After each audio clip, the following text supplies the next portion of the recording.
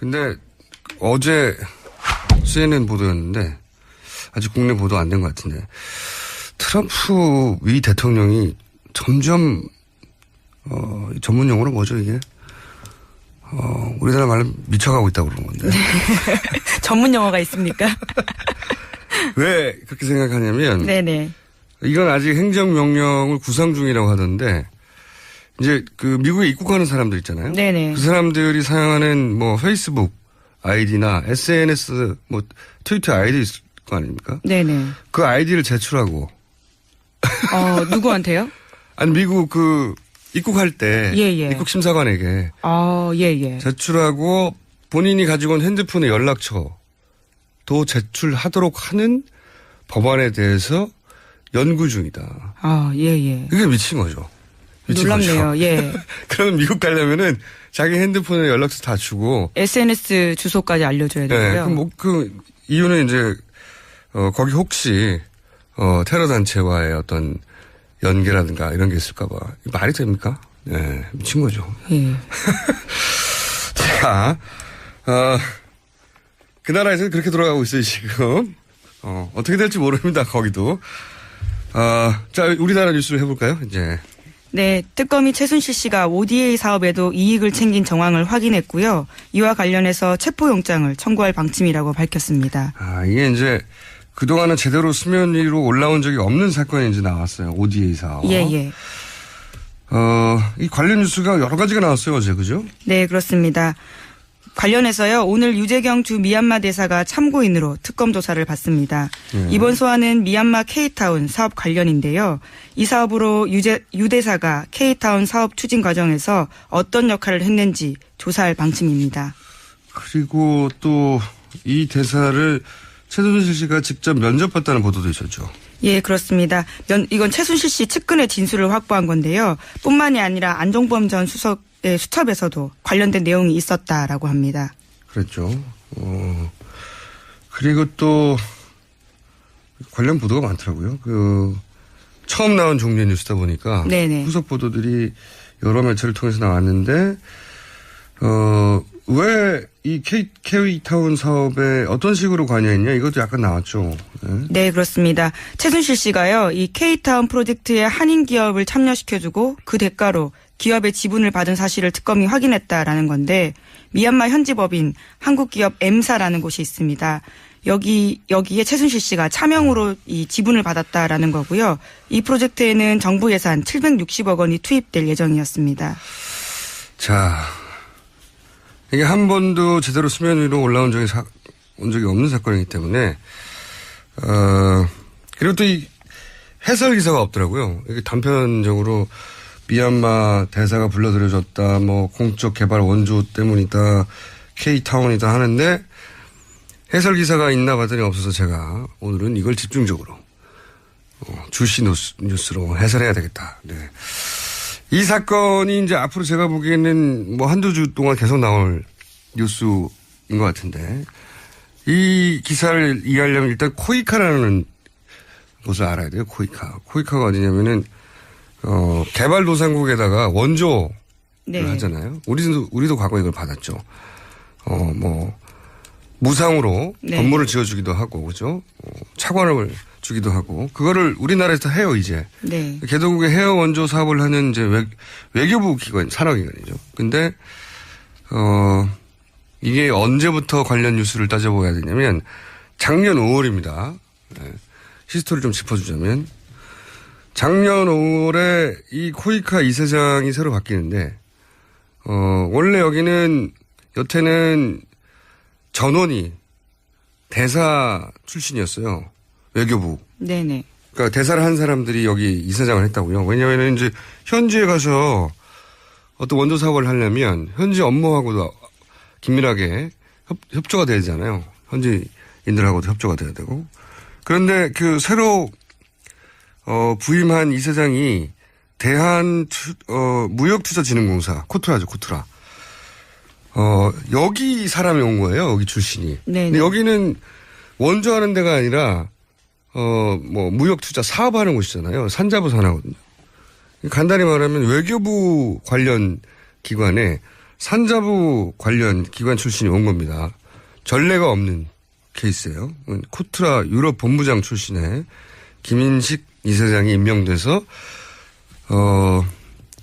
이제 논란이 좀 됐었죠. 그 외교부 쪽에서는, 그 코이카 쪽에서는 실제 공무기간도 휴일 주말 빼면은 딱 이틀밖에 안 했고 차관급이 오는 데거든요. 좀 작은 공기관인데. 그런데 이게 사실상 따지고 보면 미르, 최순실 관련 최초의 뉴스에 가까워요. 왜냐면은, 이 김인식 이사장을 미르 재단이, 그때는 미르 재단과 최순실 씨의 상관관계를 정확하게 잘 몰랐으니까, 미르 재단이 추천했다는 뉴스가 최순실 게이트 크게 터지기 전에 아주 작게 나왔어요. 이게, 사실상 미르 관련 거의 첫 번째 보도에 가까운, 그때 뉴스인데. 근데 이 김인식 이사장이 이제 코트라 출신인데 코트라 유럽 본부장 출신이거든요. 네네. 유럽 본부장이 독일 프랑크푸르트에 있습니다. 유럽 본부가. 느낌이 갑자기 훅 오지 않습니까? 최순실 표 느낌이. 예. 독일 프랑크푸르트에 코트라 유럽 본부가 있고. 그리고 이제 전임 사장이 나가면서 이런 말을 남겼어요. 코이카가 못 사는 나라, 물론 표현은 좀 적절치 않습니다. 못 사는 나라라고 표현했어요. 개도국. 못 사는 나라에 원조하는 곳이지 미르 재단에 돈 주는 데가 아니지 않냐. 맞는 말이죠. 예. 그런 말을 했는데, 근데 처음에 이 뉴스, 관련 뉴스가 이제 너무 큰 뉴스들이 나왔으니까 묻혔거든요. 근데 그 미르에서 코이카가 어떤 역할을 했냐면 코리아 에이드라고 네네. 원조 사업. 거기에 이제 음식, 문화 이런 거를 담당하는 역할로 거기 들어가 있는데 그 자체도 뜬금없긴 해요. 예, 해외 원조에 왜 미르가 들어가 있지? 그리고 게다가 이 코리아 에이드 예산이 100억대밖에 안 되거든요. 여러 나라에 나눠야 되는데. 이거 작단 말이에요. 예? 그래서 사람들도 관심에 별로 들어오지 못했던 연결고리인데, 근데 최순실 씨가, 이러는 거 개입할 때 공식이 있잖아요, 원래. 일단 사람을 꽂는다. 네네. 대통령을 권한을 이용해서. 그리고 표면적으로 드러난 공식적인 사안 말고 이면에 이권 사업을 추진한다. 이게 기본 공식 아닙니까? 거기서 이제 등장하는 게 요 ODA.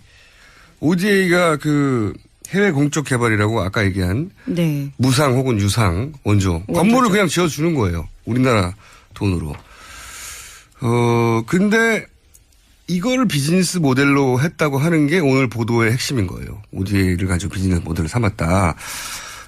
일단 그 공식대로 이제 미얀마 대사를 직접 본인이 면접 봐서 임명했다는 거잖아요. 그리고 이분이 또 삼성 전기 출신이에요. 네, 거기다가 유럽 판매 법인장인데요. 이 독일에서 네. 주재한 적이 있습니다. 5년 동안요. 그것도 독일 프랑크푸르트에 있습니다. 네. 느낌이 확 오잖아요? 어머나! 독일 프랑크푸르트. 예. 네. 그래서 하려고 했던 게 K타운 프로젝트인데, K타운 프로젝트는 뭐냐면, ODA라는 게 아까도 얘기했지만, 우리가 이제 그 개발도상국에 건물 지어주고 막 이런 거란 말이죠. 보통 학교나 병원 이런 거예요. 근데 여기는 한류 건물을 지으려고 했다는 거 아닙니까? 아무 개발 원조하고 아무 상관없는 거예요. 근데 여기 핵심이 뭐냐면 ODA 사업은 원조기 때문에 건물을 우리나라 돈으로 지어주는 겁니다. 네네. 어머나 큰 돈이 거기서 넘어가는 거예요. 이 K타운 프로젝트도 760억짜리 컨벤션 센터를 우리가 지어주는 걸로 원래 네. 사업 계획을 짠 거예요. 거기다가 이제 한류 관련 업체를 입주시킨다는 거거든요. ODA 사업하고 아무 관계는 없는데 외피를 ODA로 한 다음에 나라 돈으로 건물을 지어주고 그 건물에서 나오는 사업권을 본인들이 먹으려고 했던 네. 기본적으로 아주 스마트한 제가 보기에는 아주 스마트한 사업이에요. 이거는 이란의 K타워 네. 프로젝트라는 게 있어요. 그렇죠. 유사합니다. 네. 똑같아요. 유사한 게 아니라. 이란에다가 대통령이 이란에 갔을 때. 작년이죠. 예. 양해각서 체결하고 왔거든요. 네네. 근데 그게 뭐냐면 대형 복합 건물을 지어줍니다. 거기다가 한류 관련 기업을 입점을 시켜요. 문화융성이죠. 그런 다음에 그 사업권을 가지고 이제 이권 사업을 하려고 그랬던 것 같은데 뭐 입주하는데 얼마. 네네. 아니면 뭐. 그 현지에서 또 시행사가 있어도 나올 거 아닙니까? 하청업체들. 그러면 그 사업권을 또 주는 거죠. 근데 이 이란의 양해각서에는 아예 미르 재단이 이 한류 교류 주체라고 명시가 돼 있습니다. 명시가 예. 아예 돼 있었어요. 그래서 이란 K타워 사업은 언급이 됐는데 이 미얀마 K타운 똑같잖아요. K타운 사업은 이제 불거지기 시작한 거죠. 이게 실행에 옮겨지진 않았거든요. 양해각서에 이란처럼 나왔으면은 불거졌을 텐데, 근데 이제 그걸 자세히 들여다봤더니 미얀마 건물 지을 때 현지에 있는 업체, 그 한인이 운영한 업체한테 사업권을 주고 그 회사의 지분을 자기가 가지고 최순실 씨가. 그렇죠. 예. 예. 차명으로요. 예. 예. 아, 스마트해요. 네. 이거를 해외 원조 자금을 가지고 하려고 했다는, 이건 최순실 씨 개인이 할 수 없는 건데, 이런 발상 자체는. 이거 전문가가 할 수 있는 영역인 것 같은데. 그리고 또 개인적으로 주목하는 것은 대사를 자기 사람으로 꽂을 때 이익이 뭘까. 개인적으로 저는 이 뉴스에 관심이 있어서 오래전부터 보고 있었거든요. 외교 행랑에 대한 액세스. 저는 이것도 탐났을 거라고 봐요. 왜냐면은 출국할 때 안 뒤져보거든요. 거기. 그렇죠. 예. 네, 외교 행랑이기 때문에. 입국할 때도 안 뒤져보고. 상대 국가에서. 안민석 의원이 한 2달 전쯤에 최순실 씨, 최순득 씨가 베트남 캄보디아 거액의 비자금을 외교 행랑으로 옮겼다는 제보를 이야기한 적이 있는데 거기서 뉴스가 끝났어요. 후속 보도 같고. 이런 건 제보로밖에 알 수가 없는데. 그래서 외교 행랑에 대한 뉴스가 앞으로 나올 수 있을 수도 있습니다. 또 하나는 동남아 국가들에게 이렇게 관심이 많았을까. 그렇죠? 미얀마, 베트남 계속 나오잖아요. 거기도 사업권이 있지 않을까. 근데 제가 개인적으로 주목하는 것 중에 하나는 뭐냐면 개성공단이 폐쇄됐잖아요. 네네. 개성공단의 대체공단으로 베트남이 거론됐었어요. 그리고 실제 베트남의 대체공장을 옮긴 업체들도 있습니다. 실제. 당연히 대체공장이 필요하니까. 이 대체공단 프로젝트를 잘 뒤져보면 최순실 씨가 등장할 수도 있다.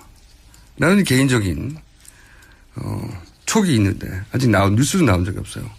베트남에 가서, 혹은 동남아에 가서 이런 사업권을 따내고 하는 걸 굉장히 관심이 많았어요, 보니까.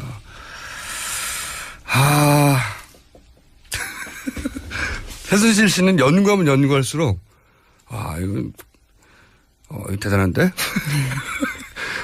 개인적으로 깊이 연구하고 있는데, 대단합니다. 네. 가능한 모든 분야를 다 걸치고 있었다. 네. 상상 가능한. ODA 사업이 등장할 줄 어떻게 알았겠습니까? 그렇죠. 네. 그러니 특검이 연장돼야 되는 거예요. 지금은 일부만 드러났다고 저는 생각하거든요. 자, 이 해설을 굉장히 길게 한 이유는 해설이 없는 데다가 앞으로 더 나올 거거든요. 네. 이 전체 구도를 이해해야 앞으로 나오는 기사들을 이해할 수 있습니다. 자, 다음 뉴스. 너무 길게 했네요? 네. 네, 박 대통령이 특검의 수사 기밀을 파악하기 위해서 청와대 참모를 동원한 정황이 드러났다라는 한국일보 보도입니다. 김진수 청와대 현 비서관이 지난 5일 특검 조사에서 털어놓았는데요. 박 대통령이 현직 청와대 고용복지수석에게 전 고용복지수석에 대한 특검 조사 내용을 알아보라고 지시했다라는 진술을 한 겁니다. 직무 정지 상태인데. 그렇죠. 네. 박근혜 대통령이 탄핵 심판을 그냥 마냥 기다리기만 할 거다. 절대 저는 그렇게 보지 않습니다. 네. 그리고 헌재 심판도 그냥 보기만 할 것인가. 저는 그렇게 생각 안 들거든요. 본인이 직접 임명한 재판관들 있지 않습니까? 어떤 식으로든 영향을 미치고 싶다는 강렬한 욕구가 있을 텐데, 가만히 있지는 않을 것이다. 저는 그런 생각을 계속해요. 네, 끝날 때까지 끝난 게 아니다라는 명언이 여기서 떠오릅니다. 네, 오히려 헌재 심판 예정된 3월 13일 이전 가능성이 대단히 높은데 1차적으로는 그걸 뒤로 미루려고 하겠죠. 어떻게든. 지금 그게 지연 전술이고. 그 이내에 한다면 어떻게든 인용이 안 되도록 만들고 싶겠죠. 그러면 인용할 사람이라는 게 지금 8명밖에 안 남았잖아요. 기각하든 인용하든 총 8명. 그 8명에 대해서 어떻게든 접근하고 싶은 욕구가 강렬할 텐데 아직 뉴스는 없네요. 하더라도 보이기는 안 하겠죠.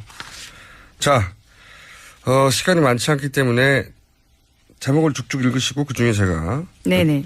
포인트가 있으면 짚는 것으로. 네, 청와대가 이 4대 기업에 70억 원을 걷어서 속칭 아스팔트 우파를 지원했다라는 한겨레 보도입니다. 어버이 연합 같은. 예, 엄마 부대도 있고요. 네. 관제 데모를 참 좋아했어요, 보니까. 네. 근데 이제 재벌 순위별 1, 2, 3, 4회한테 돈을 70억을 걷었다는 거죠. 여기 지원하는데. 이거는 어떻게 못하나요? 이것도 범죄인데, 제가 보기엔. 다음 뉴스는요? 네, 관련 뉴스입니다. 장성민 전 의원의 북코센터에 탈북자 알바가 동원됐다라는 보도입니다. 이와 관련해서 현장에서는 알바비가 2만 원 지급됐다고도 합니다. 개인적으로 굉장히 중요한 뉴스라고 보는 게 탈북자가 동원돼서가 아니라 탈북자 동원은 국정원이 그 배로 의심된다 하는 사건이 이미 작년에 있었거든요. 시사저널이 그때도 보도했었는데 그때 보도 내용 중에 굉장히 개인적으로 인상적이었던 것은 국정원 직원이 아예 목사 안수를 시사저널 보도에 따르면 안수를 받아서 기독교 단체의 모습을 띠는 겁니다. 아예 안수를 받아서 진짜 목사가 됐다니까요. 정식으로. 영화 같은 이야기네요. 네. 목사판 무간다죠. 네. 그런 그 기사가 있었거든요. 그러니까 기독교 단체가 지원하는 것이다.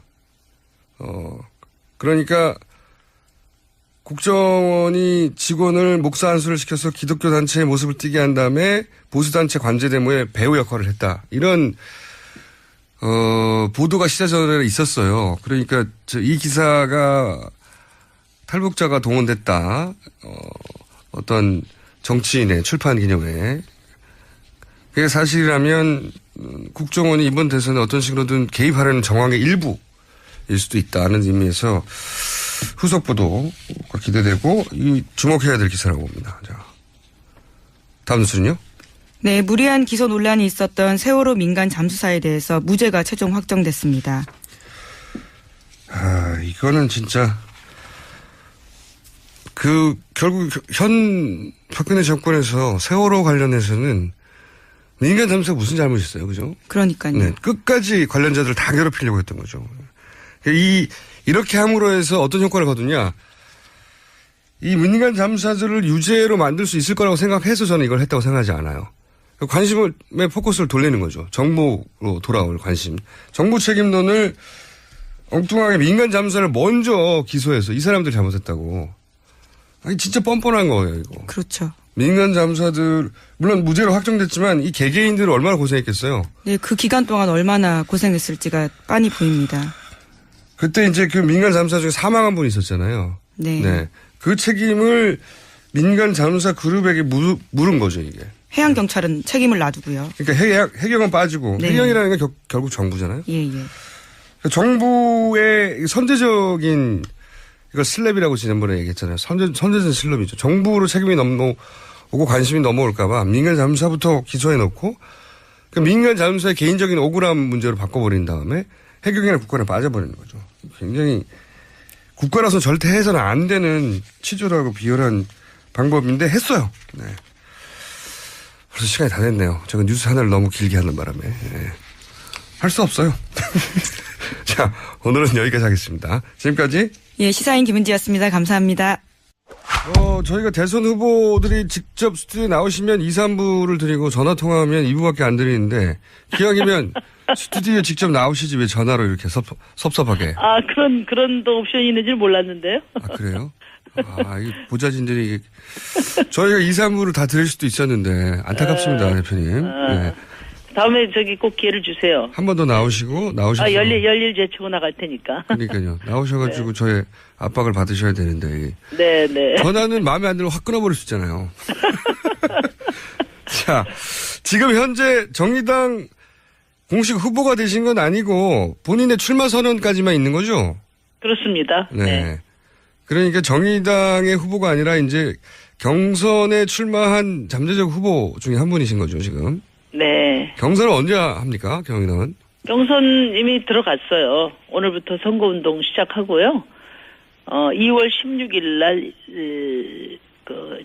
마무리됩니다. 그래요? 네. 그러면 다른 지금 경쟁자는 누가 출마 선언한 상태입니까? 강상구 후보라고요. 예. 전 대변인인데요. 예. 전체 지금 대선 예비 주자 중에 유일하게 40대 젊은 기수입니다. 네. 그리고 또 두 분이 하시는 겁니까? 네네. 또 둘이 합니다. 경선이 지금 너무 조촐한데요. 저희가 네. 이제 사실은 탄핵 국면에서 네. 정의당이 열심히 했지만 대선 주자가 가시화되지 않아서 손해를 많이 봤다는 게 이제 당과 또 우리 당 지지자들의 저 문제인식이에요. 표를 줄 사람이 보이지 않았기 때문에.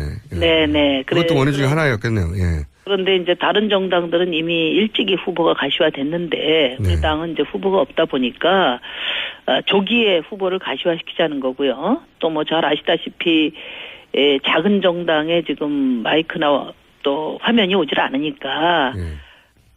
빨리 후보를 확정을 지어서 당 중심으로 그 선거운동을 해나가자. 이게 저희 당의 전략입니다. 그래서 당 후보를 좀 빨리 선출하기로 결정을 한 거예요. 그렇군요. 그런 배경이 있군요.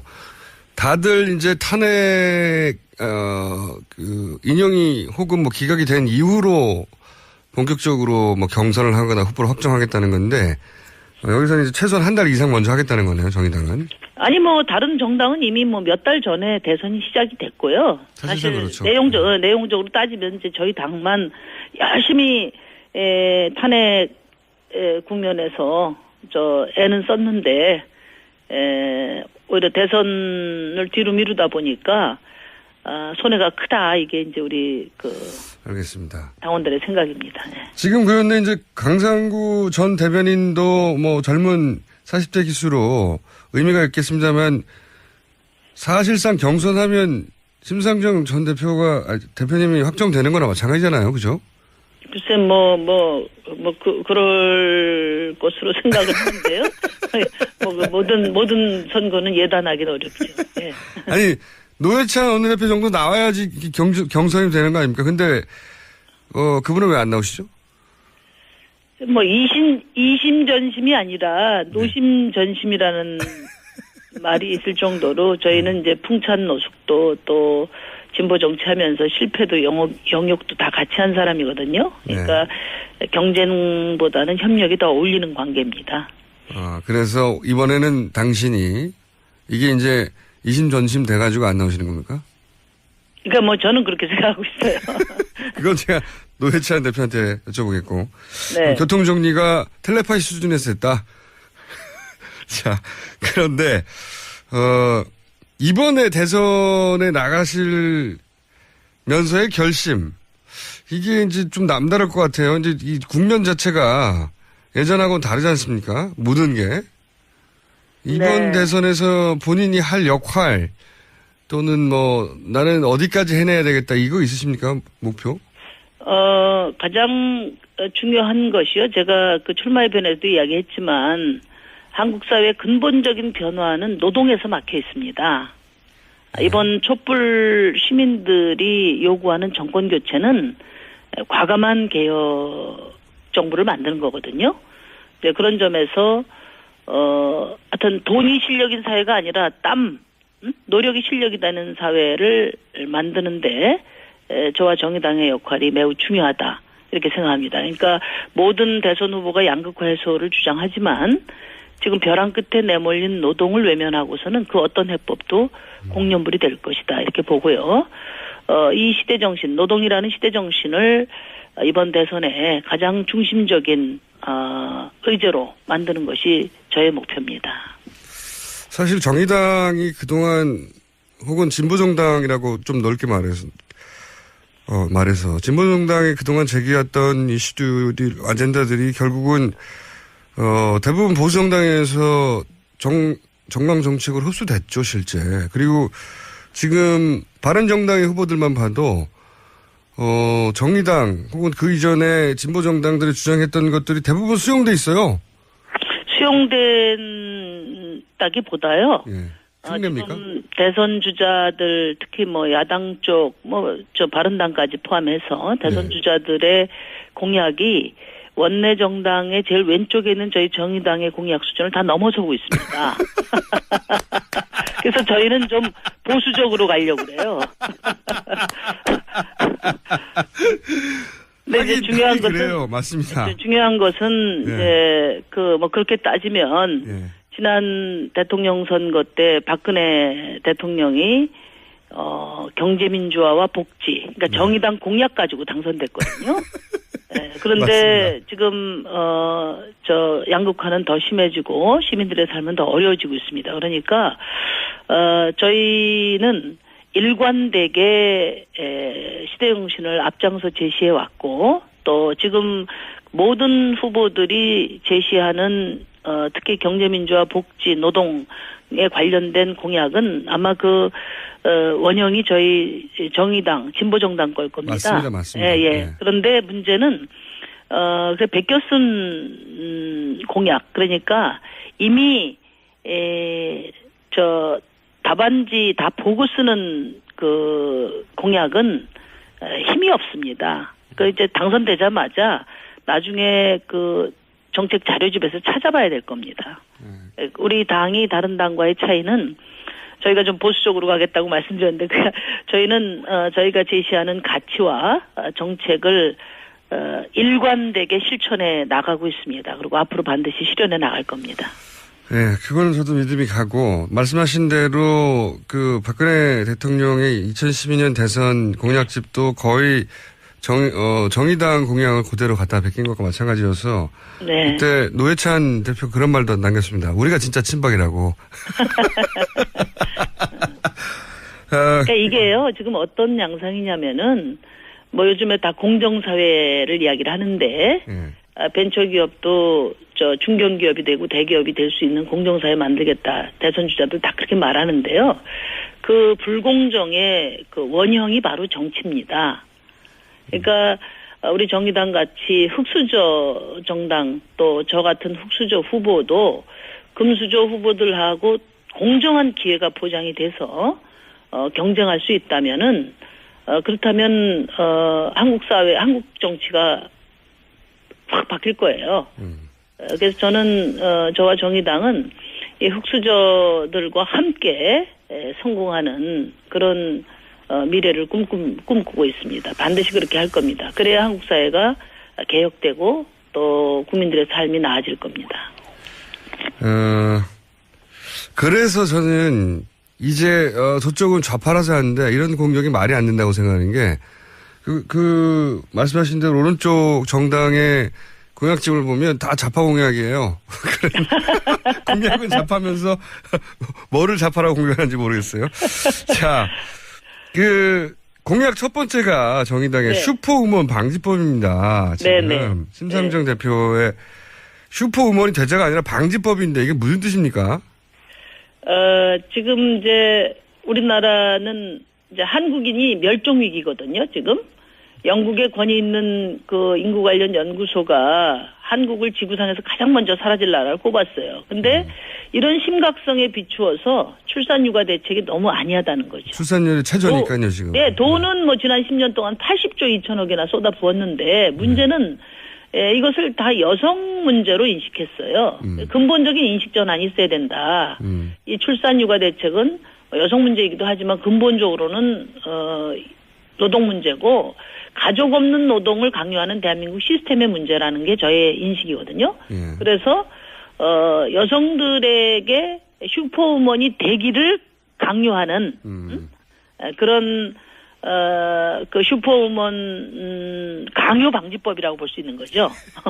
구체적으로 컨셉은 알겠습니다. 구체적으로 말씀해 주시면요. 그래서 이제 최초로 출산 휴가에 부부 출산 휴가 의무제를 두었고요.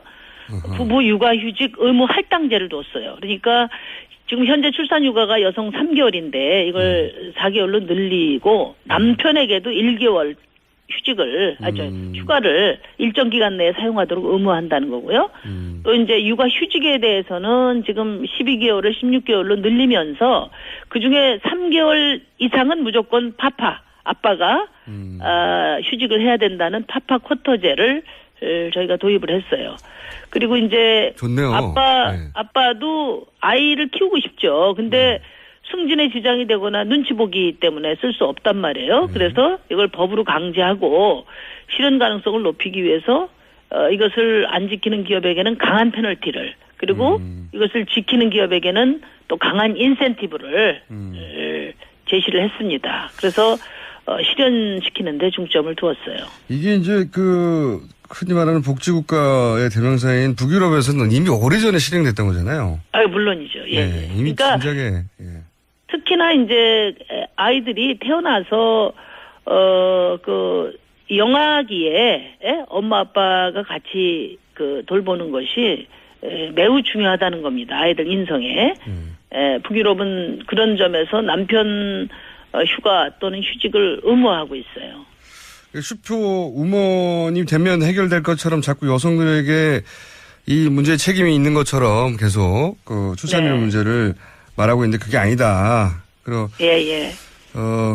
부부 출산 휴가는 부부에게 공동으로 줘야 되고 뭐 육아휴직도 더 늘려야 되고 그러니까 남성들이 여기 같이 동참해야 될 뿐만 아니라 기간도 전체적으로 늘려야 된다. 그렇죠. 예. 그러니까 부모, 기업, 사회, 국가 모두 공동 책임을 져야 된다는 거죠. 그것이 핵심 문제인식입니다. 당연히 바람직한 공약이라고 보고, 누가 대통령이 결국 당선이 되더라도 이거는 받아 안아야 될 공약이라고 생각은 드는데, 아까 말씀하셨듯이 오히려 보수정당이 더 세요. 바른정당 유승민 후보는 육아휴직을 3년으로 걸었어요. 3년으로. 네네. 정의당 공약이 이게 안 되겠는데, 이 정도 가지고는. 저희는 좀 보수적으로 가려고 합니다. 왜냐하면 저희는, 반드시 이것을 실현해야 되기 때문에, 일회용 공약이 아니라는 점 말씀드리고요. 유승민 후보가 육아휴직 3년 낸 것을 아주 크게 환영을 합니다. 왜냐하면, 이런 논란이 좀, 공론화돼야, 그 다음에 현실적인 저희 안이 이 정도는 통과가 될 수 있다 이렇게 생각하는데요. 지원 크기는 비슷해요. 왜냐하면 3년이라고 말했지만은 1년만 유급입니다. 그래서 내용은 지원 크기는 비슷한데 제가 강조하는 것은 인식의 전환하고요. 실현 가능성을 둘러싼 경쟁을 하자는 거고요. 이제 한 가지 제가 좀 지적을 드리고 싶은 거는 이 유승민 후보의 육아휴직 3년을 18세까지, 아이가 18세 될 때까지 나눠 쓰는 걸로 돼 있어요. 나눠서 쓰는 걸로? 네네. 근데 이게 고3 수험생을 염두에 둔 건데, 고3을 육아정책으로 하기는 좀 지나친 것 같고요. 그거는 교육제도로 개선하시면 좋을 것 같아요.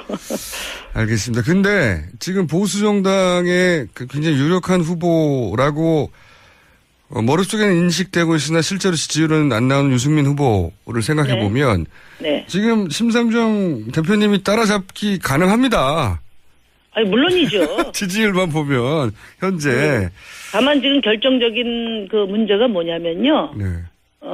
이제 저희가 탄핵소추 국면에 다른 어떤 당보다도 앞장서서 민심을 읽고 또 한 발 앞서서 행동하고 어쨌든 흔들리는 야당의 중심을 잘 잡아서 해왔다고 자부를 하는데요. 우리 당원들이 이런 자조가 있습니다. 열심히 일해서 오당되고 그다음에 완전히 정치 뉴스에서 사라졌다. 그래서 지지율도 잘 안 나오는데요. 이번에 추석 연휴 때도 저 같은 경우에는 정치 뉴스에서 찾아보기 어려웠어요. 저희가 찾지 않습니까? 네, 작지만 원내정당 소속 후보인데 무소속 후보자들도 다 보도를 하면서 이제 저를 제외하는 것은 정당하지 않다. 그러니까 부자들 자식이나 집 없는 집 자식이나 공정한 기회가 보장돼야 되는 것처럼. 큰 당이든 작은 당이든 모든 후보에게 공정한 기회가 보장이 돼야 된다고 봐요. 그렇게 된다면 저의 지지율도 그러니까 기회만 공정하게 보장된다면 저는 두 자릿수 이상 자신합니다. 이걸 좀 어떻게 총수께서 좀 바로잡아 주시죠.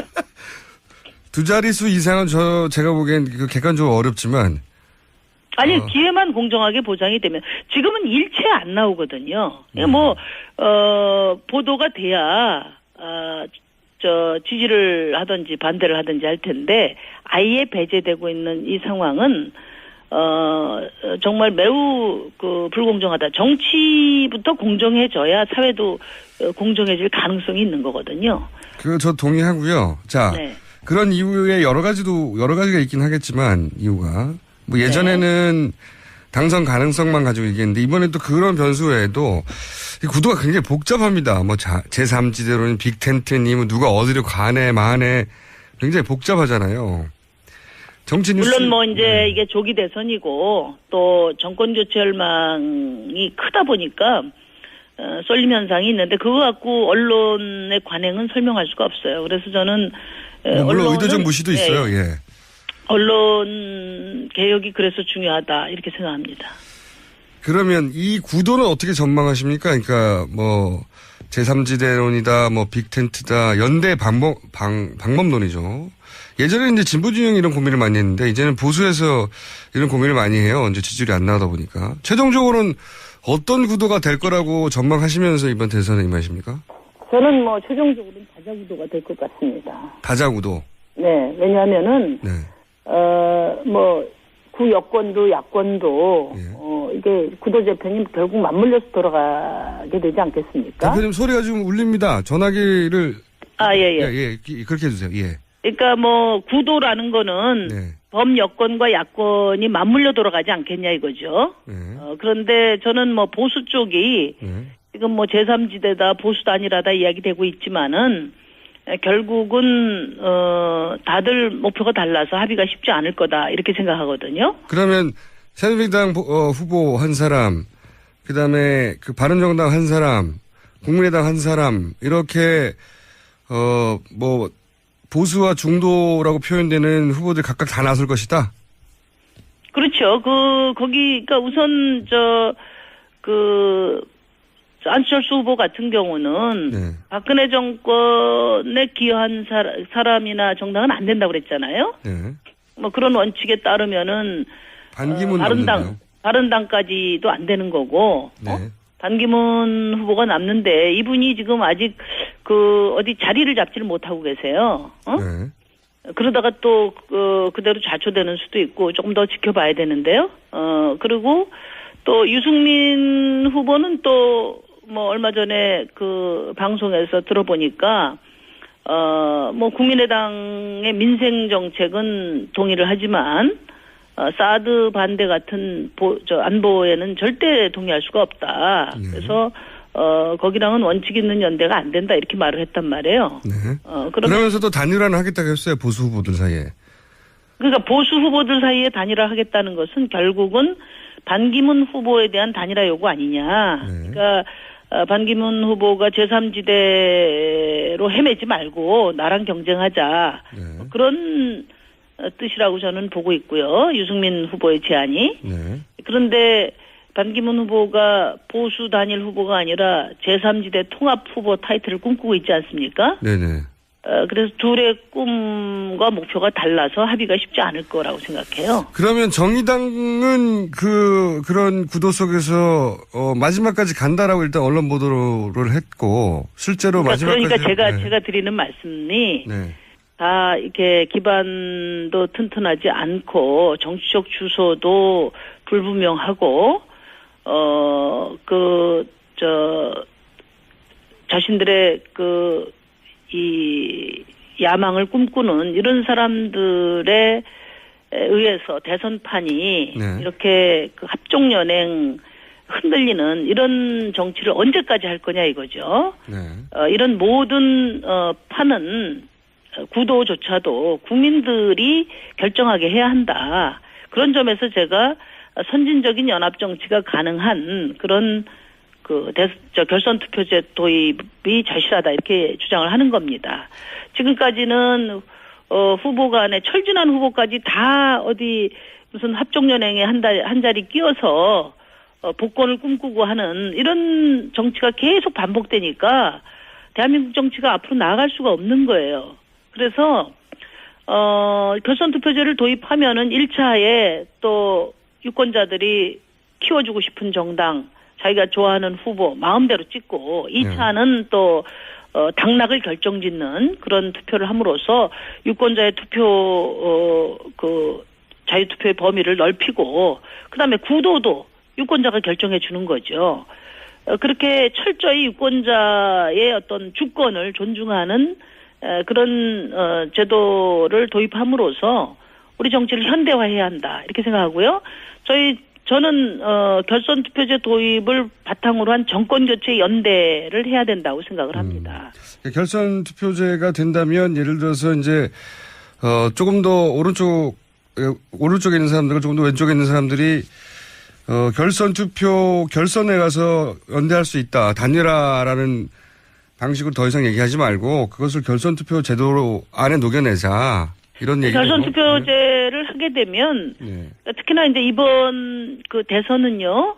그 당선증 받으러 갈 때 경호팀이 붙어서 바로 임기가 시작된다는 그렇죠. 거 아닙니까? 그러니까 원래 저희가 결선 투표제를 2주를 이야기를 했는데 그걸 1주로 지금 조기 대선인 것을 감안해서 1주 정도로 하게 되면 그 일주일 동안은 제 정당 간에 연합 정치를 도모하고 그 비전을 국민들에게 제시하는 아주 훌륭한 그런 프로그램이 될 것 같거든요. 그리고 이제 지금 5당 체제이기 때문에 누가 대통령이 되시더라도 안정적인 개혁을 하려면 연합 정치를 해야 돼요. 후보 간의 자의적인 단일화가 아니라 정당 간의 정책과 또 권력 분점을 놓고 협상을 하고 그 결과를 국민들에게 제시해서 국민들 동의하에 그 연합 정치가 이루어지면 그것보다 좋은 일이 어디에 있겠습니까? 왜냐하면 2차 투표를 앞두고 있기 때문에 국민이 동의하지 않는 그런 그 연합은 성립되기가 어렵지 않습니까? 그렇기 때문에 모든 이 선거 구도 그다음에 연합 정치도 국민들 동의하에 국민들이 선택하는 그런 정치가 선진 민주 정치에서는 일상화되어 있는데 우리나라는 이 승자 독식 선거 문화 때문에 그러니까 양당 체제가 올러나신 게임을 계속하다 보니까 양자가 아닌 다른 뭐 작은 후보들은 아예 존재 이유조차 부정당하는 이런 정치가 계속돼 왔단 말이에요. 그러니까 한국 정치가 미래로 나갈 수 없는 거죠. 알겠습니다. 오늘은 제가 여기까지 할 텐데요. 네. 그 결선 투표 제도가 실행될지 안 될지는 모르겠습니다만 굉장히 2월 말까지만 하면 되는데 저는 이제 유력 주자의 입장에서는 여러 가지 그 변동적 요소가 부담스러울 수 있을 거예요. 알겠습니다. 네. 대표님 오늘 여기까지 해야 되겠고요. 다음에 알겠습니다. 스튜디오에 꼭 나와주세요. 네. 예. 저 꼭 나가겠습니다. 네. It's a great pleasure to be here. Thank you. 네. 이렇게 여기 오게 돼서 저도 기쁩니다. 제가 이제 이기적인 유전자 책을 읽었어요. 한 15년 전쯤에. 그리고 나서 두 가지를 제가 책으로부터 이해를 했는데 첫 번째는 유전자는 자신을 복제해서 증식시키는 프로그램이고 개체는 그 프로그램이 탈 것이다. 네. 제가 이게 맞게 이해한 겁니까? 좀. You got it absolutely right. And what's more, if ever anywhere in the universe programs like that were to arise in a very different form, they wouldn't have to be DNA, something very different.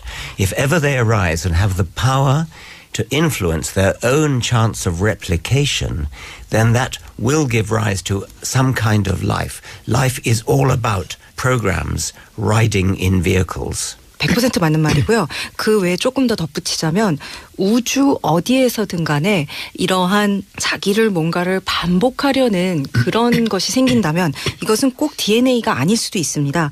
이러한 프로그램이 우주 어딘가에서 자기를 갖다가 계속 복제해 나가는 그런 기회를 갖다가 얻고 그런 힘을 얻으려고 한다면 그것이 생명이 될 것이고 그러한 생명은 굳이 DNA의 형태가 아닐 수도 있습니다. 자, 그럼 두 번째로 이 책을 통해서 제가 책에는 많은 얘기를 하고 있긴 하지만 이해한 것은 그렇게 이제 생물학적으로 유전되는 것 이외에도 문화적으로 전달되는 단위가 있는데 그게 밈이다. 그리고 이 밈이라는 개념은 본인이 직접 만드신 거죠? Yes, that's right. And that was, for me, that was just an illustration of the generality of replication. It's DNA on our planet. It's also memes on our planet. On another planet, it could be something completely different. I simply wanted, at the end of The Selfish Gene, to illustrate the point that it doesn't have to be DNA, and memes are like DNA in one respect only, that they do self-replicate. They make copies of themselves, and they potentially have the power to influence their success in making copies of themselves. So there could be a Darwinian natural selection of memes, just as there's a Darwinian natural selection of genes. 예, 그렇습니다. 그리고 제가 이 밈이라는 얘기를 한 것은 복제라는 것이 얼마나 일반적인 것인가. 예를 들어서 이런 다른 행성에서 이런 복제 행위가 일어나게 되면 이런 형태를 띌 수도 있다라는 그 일반적인 것을 갖다가 말씀드리기 위해서 제가 이 이기적인 유전자의 책을 그렇게 끝냈습니다. 꼭 DNA일 필요가 없다라는 거죠. 그래서 뭐든지 이게 밈도 좋고 뭐도 좋고 이렇게 자기를 복제하고 스스로 복제본을 만들어내서 그리고 이것을 운반자에 태우는 그런 형식으로 된다라는 것.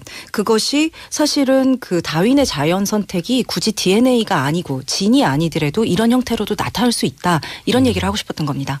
근데 저는 과학적인 포인트보다 제가 이 책을 읽으면서 인상적이었던 것은 사람한테 감정이입을 한 게 아니라 이때까지 생물학들은 대부분 사람한테 감정이입을 했단 말이죠. 근데 그 유전자의 감정이입을 했어요. 유전자 관점에서 바라본. 그러니까 사물인데 자신을 그 사물에 대입하는 능력.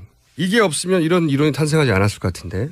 이게 이런 자신을 객관화하는 능력이 본인이 타고난 겁니까? 아니면 과학을 통해 훈련된 겁니까? 어느 쪽이 더 큰 비중일까요? Imagination is a very important part of the scientific process, and the ability to put yourself in the position of something else is part of it.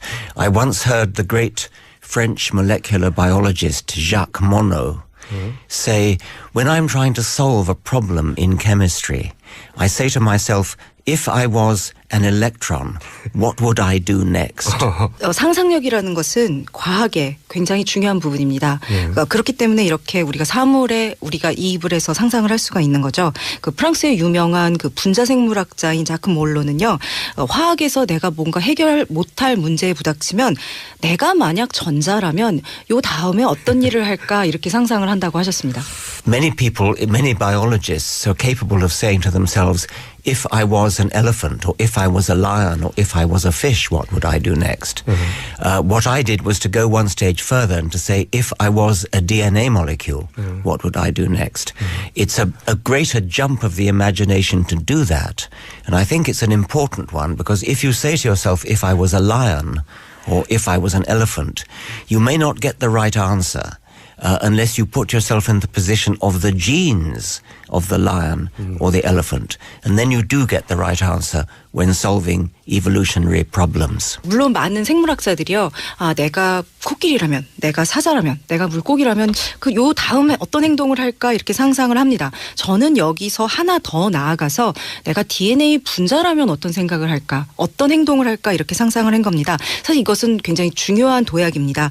이게 그냥 사자다, 코끼리다 이렇게 상상이 아니라 내가 사자의 DNA라면, 코끼리의 DNA라면 이렇게 상상을 했을 때 그래야 진화적으로 올바른 답을 얻을 수가 있기 때문입니다. 그냥 사자라고만 상상을 해서는 진화적으로 올바른 답을 얻지 못할 수 있습니다.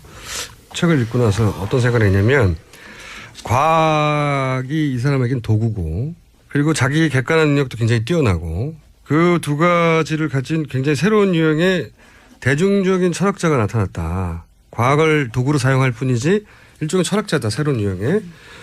제가 이렇게 정의했는데 이게 마음에 드십니까? I like that description. I think that any philosopher should be capable of communicating with other people. I think one of the problems with some philosophers is that they're so used to talking to other philosophers that they are unintelligible to other people. The other thing about the best philosophers is that they are taking the trouble to educate themselves in science. And the philosophers I really admire are those philosophers who know science, who have read some science and to use science, because otherwise philosophy is going to be a dead end. 그래서 저는 그 철학자라면 누구나 다른 사람과 소통하는 것을 배워야만 할 필요가 있다고 생각합니다. 어떤 철학자 같은 경우는 다른 철학자하고만 얘기를 하느라 전혀 알아들을 수 없는 얘기로 하는데 그것은 저는 좋은 철학자가 아니라고 생각합니다. 그리고 또 저는 또 최고의 철학자라면 반드시 과학에 대해서 배우고 과학의 언어를 사용하도록 스스로 교육할 의무가 있다고 생각합니다. 이 과학을 알고 이용할 줄 모르는 것이라면 그렇게 된다면 철학은 그 미래가 없습니다. 자, 그리고 대중적으로 두 번째로 큰 영향을 끼친 책이 뭐냐면 만들어진 신. 예. 전 이건 영상으로 봤어요. 다큐도 있더라고요. 저도 이제 개인적으로 무신론자인데 제가 무신론자가 된 거는 건방지게도 10대 시절에 신이 정말 있나? 이렇게 의심만 해도 신이 벌을 할 거다라고 하는 이제 교리를 접하고 나서 이게 무섭긴 무서워요. 근데 이게 너무 부당하지 않냐. 의심만 해도 벌을 주면 벌 준다고 항복을 하면 너무 비겁한 거 아니냐. 여기서부터 사실 출발했거든요. 네, 제가 무신론자가 된 건. 본인은 어떻게 무신론자가 된 겁니까? I'm not surprised to hear that you are an atheist because you're obviously a very intelligent man. So I would expect that. And of course, you're absolutely right that for a God to punish somebody simply for not believing in him, I mean, what a ridiculous reason to punish somebody. You could maybe punish somebody for being a bad person or being not a good person, being an unkind person. But to punish somebody for not believing in you is, of course, pathetic. And you are quite right to take the steps that you did. 사실 별로 놀랍지 않습니다. 그런 얘기를 들었을 때 분명히 똑똑하신 분 같으니까 당연히 그렇게 생각을 하셨을 것 같고요. 말이 안 되는 겁니다. 그러니까 믿지 않는다고 벌을 받는다? 나쁜 사람이라서 벌을 주고 친절하지 않은 사람이라서 벌을 주고 좋지 않은 사람이라서 벌을 주면 몰라도 신의 존재를 믿지 않는다. 그 참 불쌍한 얘기입니다. 어떻게 들어보면. 그래서 말도 안 되는 거고요. I suppose my first steps, you asked me about that, when I first realized that there are lots of different religions and they can't all be true, that was one step. But for me, the main thing, I think, was that my remaining vestige of religious belief came from my knowledge as a biologist of how complicated the world is, the world of life, how complicated life is. And I thought that needed a designer. And then when I realized that it did not need a designer, when I realized in my teens that Darwinian natural selection was a far better theory to explain the complexity of life, that was when I finally shed my last remaining religious belief. 저한테 이제 그런 이제 무신론자가 된 계기가 있다면 일단 처음은 세상에 이렇게 종교가 많은데 그것이 다 진리일 수는 없을 거다라는 거고요. 두 번째는 저에게 어떤 종교적인 관제가 남아있는 게 있었습니다. 처음에 고등학교에서 생물학을 이제 공부를 하면서 이 생명이라는 현상의 이 복잡함에 너무 놀랐고 이렇게 복잡한 게 있으려면 누군가가 이것을 갖다가 기한한 사람, 디자인한 사람이 있지 않을까라는 생각은 했습니다. 그런데 다윈의 자연선택선을 배우고 나서 이게 누군가가 어떤 한 사람이 절대자가 와서 이것을 갖다가 디자인했다 이런 거 필요 없구나. 다윈의 자연 선택이 이런 생물 현상의 복잡함을 훨씬 더 잘 설명해 주는구나. 그때 제가 무신론자가 되는 첫걸음을 디딘 것 같습니다. 저는 개인적인 무신론자에 그쳤거든요. 이걸 남들에게 널리 전파할 생각까지는 없었어요. 근데 신이 없다 이런 선언을 왜 이렇게까지 대중적으로 공세적으로 하게 된 건지 그건 또 이유가 있나요? First, let me say I'm very pleased to be having this conversation about the God delusion in Korea because on the one hand I hear that Korea is an extremely religious country, but on the other hand the God delusion has sold more than 100,000 copies in Korean, which is unprecedented. I think in no other language apart from English and possibly German has the God delusion sold so many copies. So I'm very delighted to be here. And yes, I do declare my atheism in a very public way, partly because I think religion is a very bad influence in the world. A lot of evil is done in the name of religion. And this is because blind faith, that means believing something without evidence, is an excuse to do all kinds of bad things, which you then don't have to justify. I'll pause there for translation. 이 만들어진 신이 아마 세계에서 영어하고 도곡권을 제외하고 가장 많이 팔린 나라가 10만 부 이상 팔렸거든요. 한국일 겁니다. 그렇기 때문에 이제 여기 한국에 와서 이런 얘기를 하는 게 굉장히 기쁜데요. 제가 이렇게 공개적으로 선언한 이유는요. 종교라는 게 굉장히 나쁜 영향을 세상에 미치고 있다고 믿기 때문입니다. 저는 종교의 이름으로 굉장히 많은 사악한 일들이 일어났다고 생각합니다. 그 이유는 맹목적인 믿음, 즉 여기서 맹목적이라고 하는 것은 증거 없이 무언가를 믿는 것이 내가 뭐든지 해놓고 그것을 정당화할 필요 없이 뭔가를 하는 그런 정당화를 핑계를 주는 것이기 때문이라고 그렇게 믿습니다. So that was the first reason why I fight. It's because religion is a justification for doing bad things which don't have to be defended. But the second reason, which may be more important, is that the scientific worldview is so beautiful, so aesthetically wonderful. It's such a fascinating fact that we understand so much about the universe that we live in, so much about what life is, how life came to be, why we are the way that we are. That is such a privilege to understand that to have a silly substitute without any basis at all, just based upon tradition, thrust into children's minds is wicked. I'm sorry for children who are brought up believing falsehoods when the truth is so wonderful, and the truth increasingly is becoming known through science. We are privileged to live in the 21st century when so much is known, and it's a shame to bring children up deprived of that knowledge. 그러나 이거보다 더 중요한 두 번째 이유는요. 이 과학을 통해서 보는 이 세상은 좀 너무나 아름답고 너무나 매혹적이고 미학적으로 너무나 뛰어납니다. 이런 과학을 통해 우리가 얻을 수 있는 우주에 대한 이해, 인생에 대한 이해, 우리라는 것은 나라는 것은 어떤 존재인가에 대한 그런 이해가 그걸 사실은 배울 수 있다는 건 정말 굉장히 특별한 특권입니다. 그런데 어린이들이 이런 특권을 누리지 못하고 여기에 굉장히 실없는 대체물에 이렇게 농락당하면서 자라야 한다라는 게 저는 굉장히 사악하고 슬픈 일이라고 생각을 하고요. 그래서 어린이들이 이런 거 대신에 과학을 통해서 우리가 알 수 있는 경이로움을 느끼고 경험하고 자랐으면 한다고 저는 생각합니다. 저는 저희가 21세기에 태어나서 이렇게 경이로움을 보여줄 수 있는 그런 것 진리를 드러내주는 과학에 접하면서 살고 있는 게 특별한 거고요. 많은 어린이들이 좀 더 이것을 같이 나누고 경험하면서 살 수 있었으면 좋겠습니다. 근데 전 종교가 이것을 방해한다고 믿습니다. 종교적 주제는 얘기하다 보면 끝이 없기 때문에 오늘은 여기까지만 얘기를 하고 더 궁금하신 분들은 이 책을 읽어보시면 됩니다. 네. 그런데 이제 자서전을 쓰셨어요. 한국에 오신 건 자서전 때문인데 이게 이제 좀 궁금했어요. 사람들한테 줄 메시지가 따로 있는 것인가? 아니면은 유전자에 탈 것으로 이제 거의 생명이 죄송합니다만 다해가 막바지 라스트 스테이지이기 때문에 이게 흔적을 남겨야 되겠다. 이거가 아니면은 출판사 다음 책을 내라고 하는 압력 때문인가? 이게 궁금합니다. It's a bit of all those things.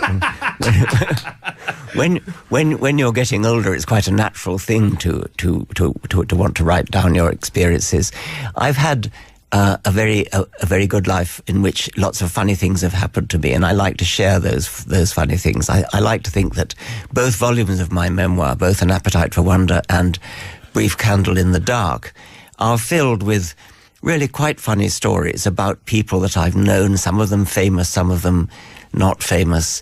Another reason for writing the memoir when I did is that my mother is still alive. She's 100 years old now. Mm-hmm. And her memory for the things that happened long ago is very good. And so I was able to tap her memory and almost interview her about my childhood. And parts of the first memoir, parts of An Appetite for Wonder, are actually transcripts of her own diaries. So there was a combination of reasons for doing it, and I'm glad I've done it. Well, I wouldn't call it pressure, but they were quite agreeable to the idea. 아마 그 지금 말씀하신 이유가 조금 다 아마 맞는 것 같습니다. 그래서 아마도 나이가 들어가면서 내 경험을 한번 적어보고 싶다라는 생각이 드는 건 좀 자연스러운 것 같고요. 사실 저는 인생에 참 재밌는 일이 많았습니다. 웃긴 일도 많고요.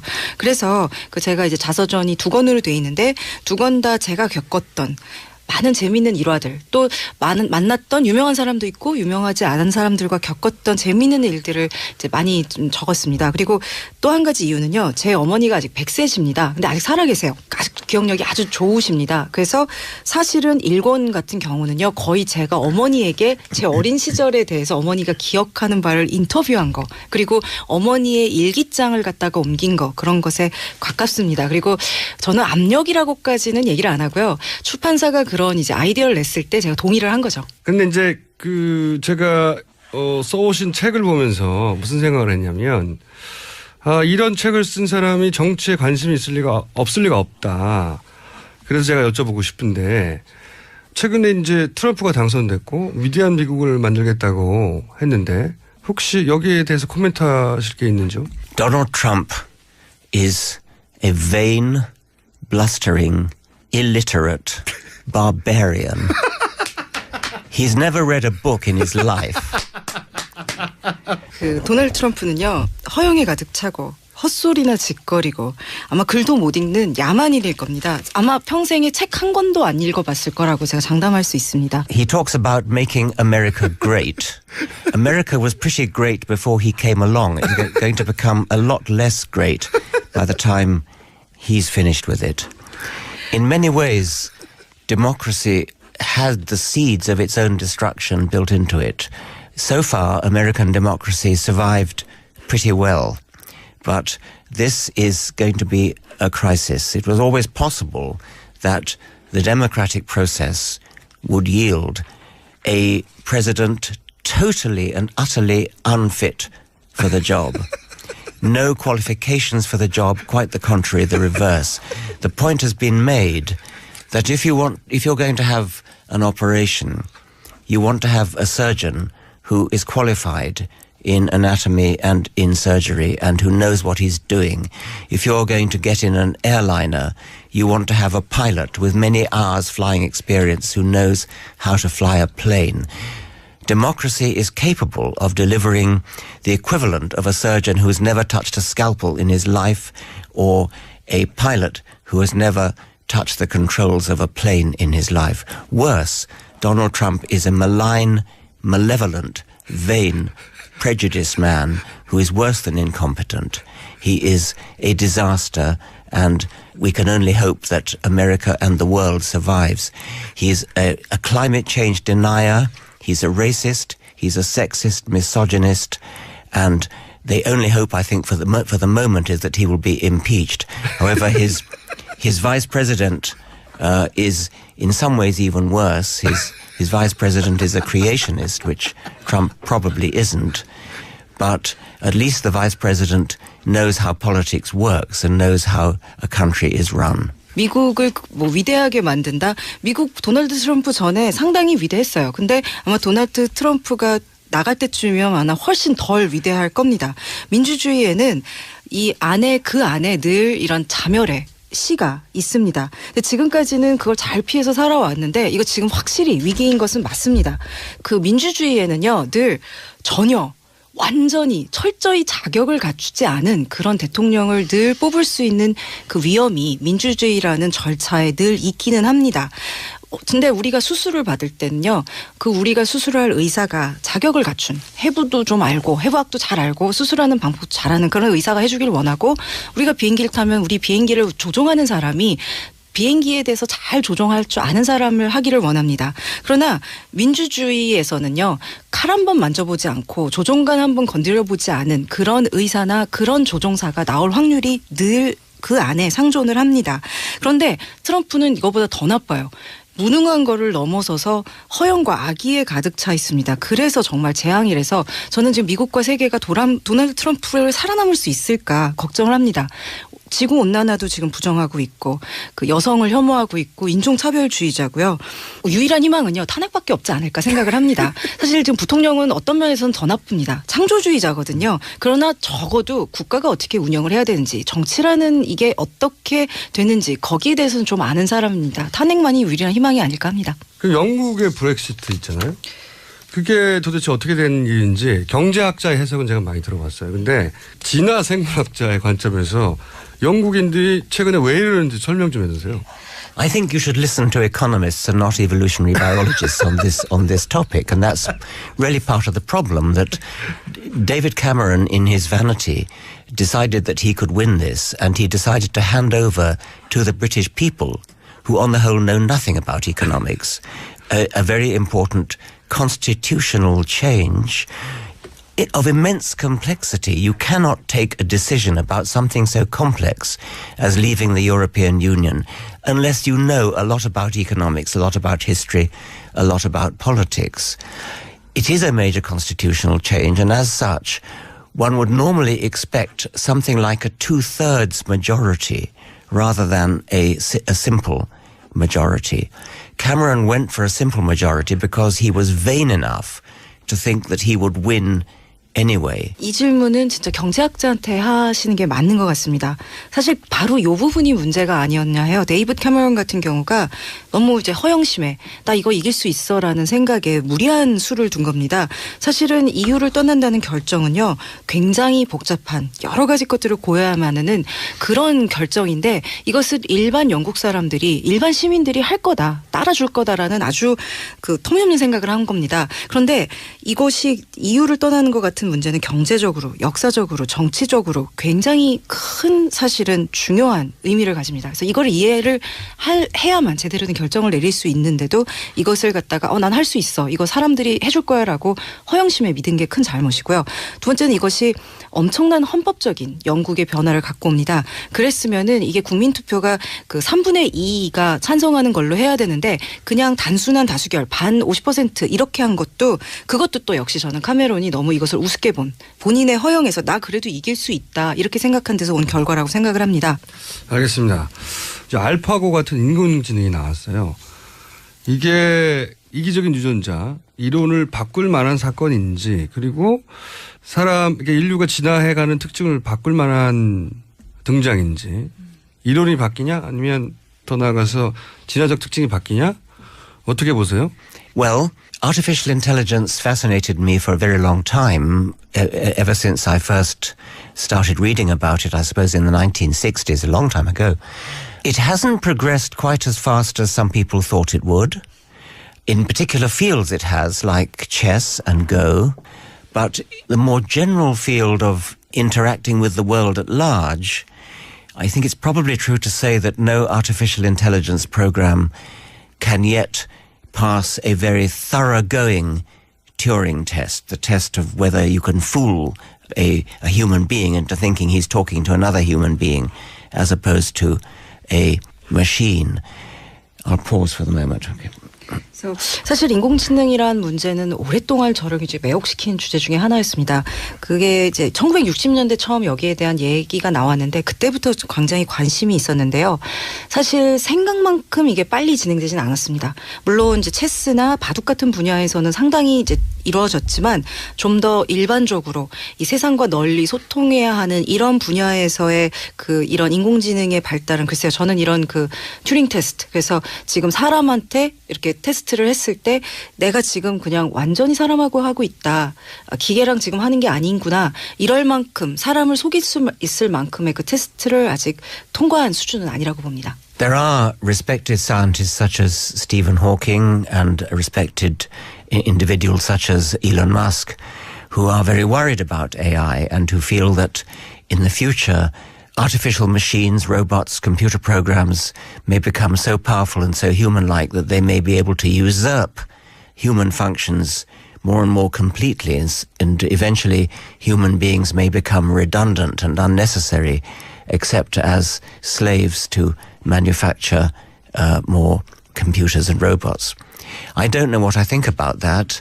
I think perhaps slightly facetiously I might wonder whether a world dominated by robots might be a better world to live in than a world dominated by human beings as we now are. 사실 지금 이제 그 유명한 과학자 스티븐 호킹 같은 분이나 그 일란 마스크 같은 사람들, 존경받는 사람들이죠.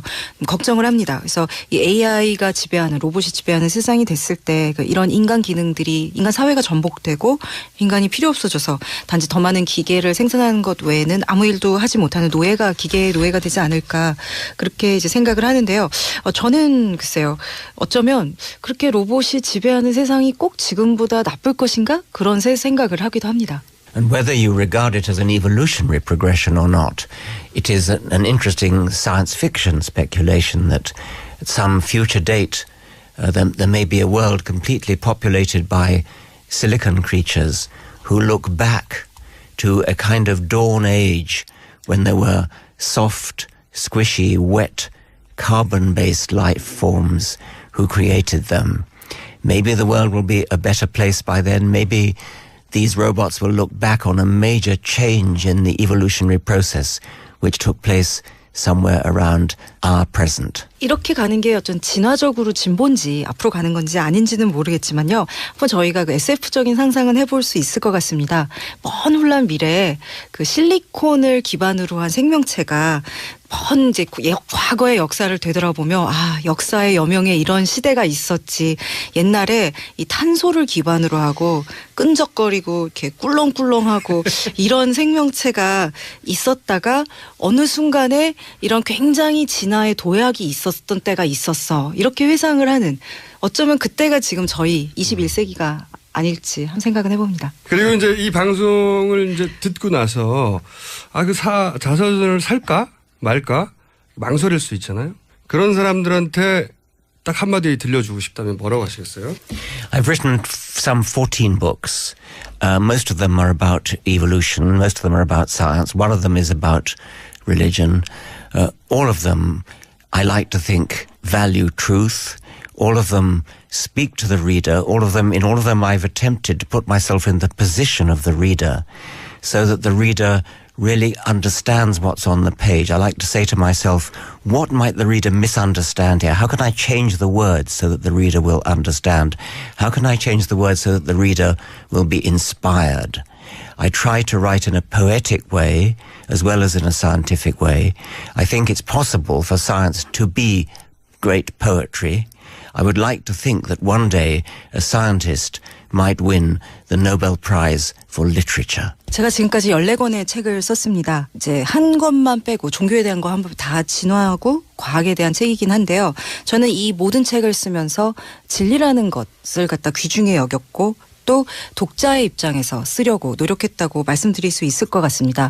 늘 독자의 입장에서 쓰면서 내가 이 말을 쓰면 혹시 독자가 오해를 할 수가 있는데 어떻게 하면 내가 어떻게 글을 쓰면 독자한테 그런 오해를 갖다가 안 하게 해줄 수 있을까? 또 어떻게 글을 쓰면 내가 독자한테 이렇게 영감을 줄 수 있을까? 이렇게 고민을 하면서 썼습니다. 저는 이게 과학이긴 하지만요. 시적으로 쓰려고 노력을 했습니다. 저는 언젠가 과학이 위대한 시가 될 수 있고 또 언젠가 과학자가 이런 노벨문학상을 탈 수 있을 날이 올 수 있을 거라고 믿습니다. 첫 번째 노벨문학상을 타는 과학자가 되시길 탈 것에 수명이 다하기 전에 바라면서 오늘 말씀 되게 감사했습니다. 지금까지 세계적인 석학 그리고 장난꾸러기네요. 리처드 도킨스 영국 옥스퍼드대 명예 교수였습니다. 네. Thank you very much. 감사합니다. 하영 기자 나오셨습니다. 안녕하세요. 네, 안녕하세요. 한겨레 하호영 기자입니다. 네. 설을 전후해서 가장 열심히 정치권에서 움직인 것은 어디입니까? 역시 국민의당이죠. 국민의당. 민주당은 이제 구도가 정해졌고, 예. 네, 경선으로 들어가 주요 후보군도 나왔고, 그리고 새누리당은 설 지나면 놀라운 인물이 나온다고 했는데 아직은 놀라운 인물이 누군지 짐작만 가고 있어요. 새누리당에서는. 어제 잠깐 힌트를 줬죠. 예, 황교안 모두가 예상할 수 있듯이 황교안 전 총리 예. 대행이죠, 대행. 전 총리가 아니군요. 황교안 대행이 나가면 좋은 일 아니냐 이런 멘트를 비대위원장 임명진 목사님께서 목사님이라고 해야 되나요? 목사님이죠. 네. 예. 임명진 위원장님이 얘기를 한번 하셨고, 그리고 반기문 전 총장은 창당 쪽으로 가닥을 잡았다. 예. 이런 보도가 나오고 있죠. 예. 뭐 창당일지 아니면 창당의 과정에서 합당을 할지 그건 두고 봐야 할 것 저는 같은데. 페이퍼 정당에서 끝날 것이다. 예. 과정으로 전망한 사람들이 많죠. 창당하는 척하면서 그리고 정당 된 척하면서 이제 딜을 하는 거죠. 척도 정당인가요? 아니, 예, 뭐 헷갈리는 그렇다고 사람들이 한다면, 예. 창당 준비위원회부터 벌써 예. 창당, 이름은 나오니까요. 예. 예, 이름은 나오니까요. 예. 가칭 뭐 하면서 예. 그런 다음에 이제 뒤에는 준비위원회나 가칭 빼고 나서 그걸 네. 부르는 거죠. 네. 예. 그래서 이제 제가 보기엔 페이퍼 정당 정도. 예. 어쨌든 구심점이 될 만한 무슨 실체가 있어야 되니까요. 사람 옆에 서 있을 수는 없잖아요. 예. 계속해서 따라다니면서. 그래서 정당을 만든다고 하고 이제 국민의당이 이제 손학규 전 대표, 정운찬 전 총리, 장성민 전 의원도 얘기가 나오고 있고요. 네. 의외의 인물이 주목받았죠. 장성민 전 의원이 보도된 바에 따르면은 장충체육관에서 네. 대선 출마 의지를 표했다. 그 대선 출마 의지를 직접적으로 표하지는 않았고 출판기념회를 예. 장충체육관에서 출판기념회 이거 어려운 일이거든요. 예, 며칠 전에 부스에 네. 한겨레 부스에 책 2권을 한꺼번에 쭉 나눠주기 시작했는데요. 모두들 깜짝 놀랐습니다. 아니 뭐 이렇게까지 하실 필요야. 그런데 기자들의 반응하고는 달리 장충체육관에는 또 사람들이 꽤 많이 모였다고 3만 명이 모였다고. 예. 근데 이제 시사저널에 어제 단독에 따르면 거기 모인 분들이 이제 동원됐다. 뭐 동원된다까지는 네. 있을 수 있어요. 3만 명 동원하려면 그게 장난이 아닌 것인데. 이 자금력으로만 가능하진 않죠. 자금력으로만 가능하게 만약에 했다면 예. 그건 어마어마한 자금력인데. 근데 거기서 그 탈북자들이 동원됐다고 하는 보도가 시사저널의 아니죠. 시사저널의 보도입니다. 보도. 예. 주장이 아니라. 근거가 있으니까 보도했겠죠. 근데 탈북자 얘기 나오면 이게 냄새가 나죠. 국정원이 생각나고 시사저널에 단독 보도했던 바 있지 않습니까? 네. 그렇다면 왜 이분을 그 사실이라는 전제하에 그분이 출판기념회 하면서 3만 명을 굳이 장충체육관에 모아 자신의 세를 과시할 필요는 없잖아요. 그러니까 장성민 전 의원의 행보, 그러니까 어디로 가느냐를 좀 잘 봐야 할 것 같습니다. 국민의당으로 가겠죠. 예, 그렇죠. 예. 예. 국민의당의 경선 흥행이 굉장히 중요하다는 거죠. 그렇죠. 보수 입장에서도. 네. 예. 그런 관점에서 보자면 이게 참 기현상이에요. 이번 대선 국면에서는. 보통은 이제 민당에서 떨어져 나온 분들이기 때문에. 예. 민주당과 다시 단일화 혹은 뭐 합당 뭐 이런 논의가 계속 될 것만 같은데 그 얘기는 없고 박지원 대표도 계속해서 김무성 전 대표하고 얘기하다가 예. 논란이 됐었고 이번에도 끊임없이 반기문 전 총장 측에서도 그렇고 국민의당과 어떻게 해보겠다고 하는 예. 지금까지는 없었던 보수가 국민의당을 계속 챙기는 기현상입니다. 대단히. 그러니까 최대한 시간을 벌면서 극적 효과를 노리는 것 같아요. 박지원 대표 같은 경우에는 지금 셔터를 내렸다는 말 수없이 하고 있거든요. 근데 그 셔터가 얼만큼 내려졌는지 그리고 잠궜는지 다시 올려줄 수 있는지는 좀 두고 봐야 할 것 같은데. 열쇠를 잠궈도 그렇죠. 열 수 있는데 예. 얼만큼 내렸는지 말을 거의 내렸다라고 표현하니까. 그렇죠. 예. 이거 빼고만이 들어갈 수는 있을 것 같은 느낌을 항상 주죠. 다시 올리면 되죠. 셔터야. 그래서 극적 효과를 노리는 수가 아니냐. 뭐 기자들은 또 그렇게 보고 있습니다. 그것도 있는 것 같고 자기 존재감을 드러내는 것이거든요. 그렇죠. 예. 예. 당신이 뭐 지지율이 높다고 해서 우리가 들러리쓸 생각은 없다 이런 얘기도 되는 거죠.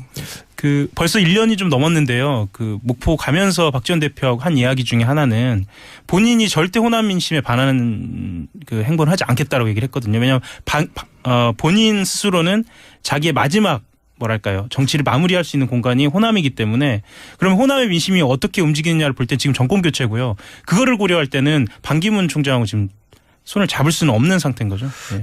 그러니까 거꾸로 반기문 총장 밑으로 들어갈 수는 없지만 반기문 당신이 국민의당이라는 플랫폼에 오면 그렇죠. 받아주겠다. 네. 근데 지금 반기문 전 총장이 그럴 지금 사이즈는 아니고. 그렇죠. 예. 그리고 그렇게 갔다가는 보수의 표가 떨어져 나갈 거라 하는 반기문 전 총장의 두려움도 있는 것이고요. 네. 그럼에도 불구하고 이제 완전히 결별 혹은 다시는 붙을 일이 없다. 저는 그건 아니라고 보는 게 보수 진영의 후보들이 가지고 있는 큰 한계는 현재 박근혜 정권을 탄생시켰다고 하는 거의 이번 대선 국면에서는 원죄에 가까운. 네. 그래서 이제 새누리당이든 바른정당이든 지지율이 안 나오잖아요. 네. 반기문 전 총장도 그렇게 보수 진영하고만 손을 잡아버리면 그것은 정권 교체냐 아니냐의 프레임 속에서 아니다로 판가름이 나버리잖아요. 그러니까 다만 이제 새누리당 의원들이나 바른정당 의원들을 보면 겉으로는 본인들이 뭐 전망이 없다, 희망이 없다라고 얘기를 하고 어떤 분들은 밥자리에서 질서 있는 패배 뭐 이런 이야기도 하거든요. 그런데 그게 그렇게 말은 하면서 그게 진심으로 전혀 보여지질 않아요. 정치인은 지지율이 5%만 나와도 자기가 이긴다고 생각하는. 예, 오히려 질서 있게 판을 키워서 지금 현재 본인들이 끌어안을 수 있는 모든 사람들을 다 끌어안는 그런 판뒤집기를 지금 노리고 있는 걸로 다들 생각을 하거든요.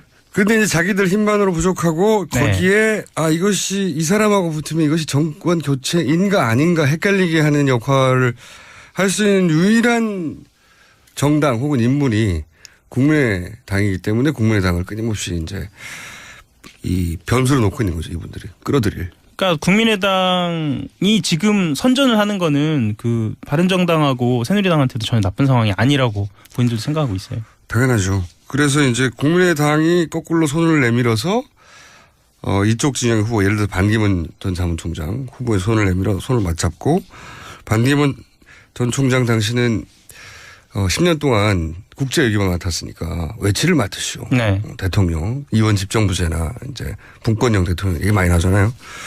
그리고 나는 그러면 총리를 맡겠어. 그래서 이제 반기문만 뽑으면 안철수가 따라온다든가 안철수를 뽑으면 반기문이 따라온다든가 1+1 전략이라고 계속 제가 표현하는데 그 대선 전략이 기본적으로 있다고 봅니다.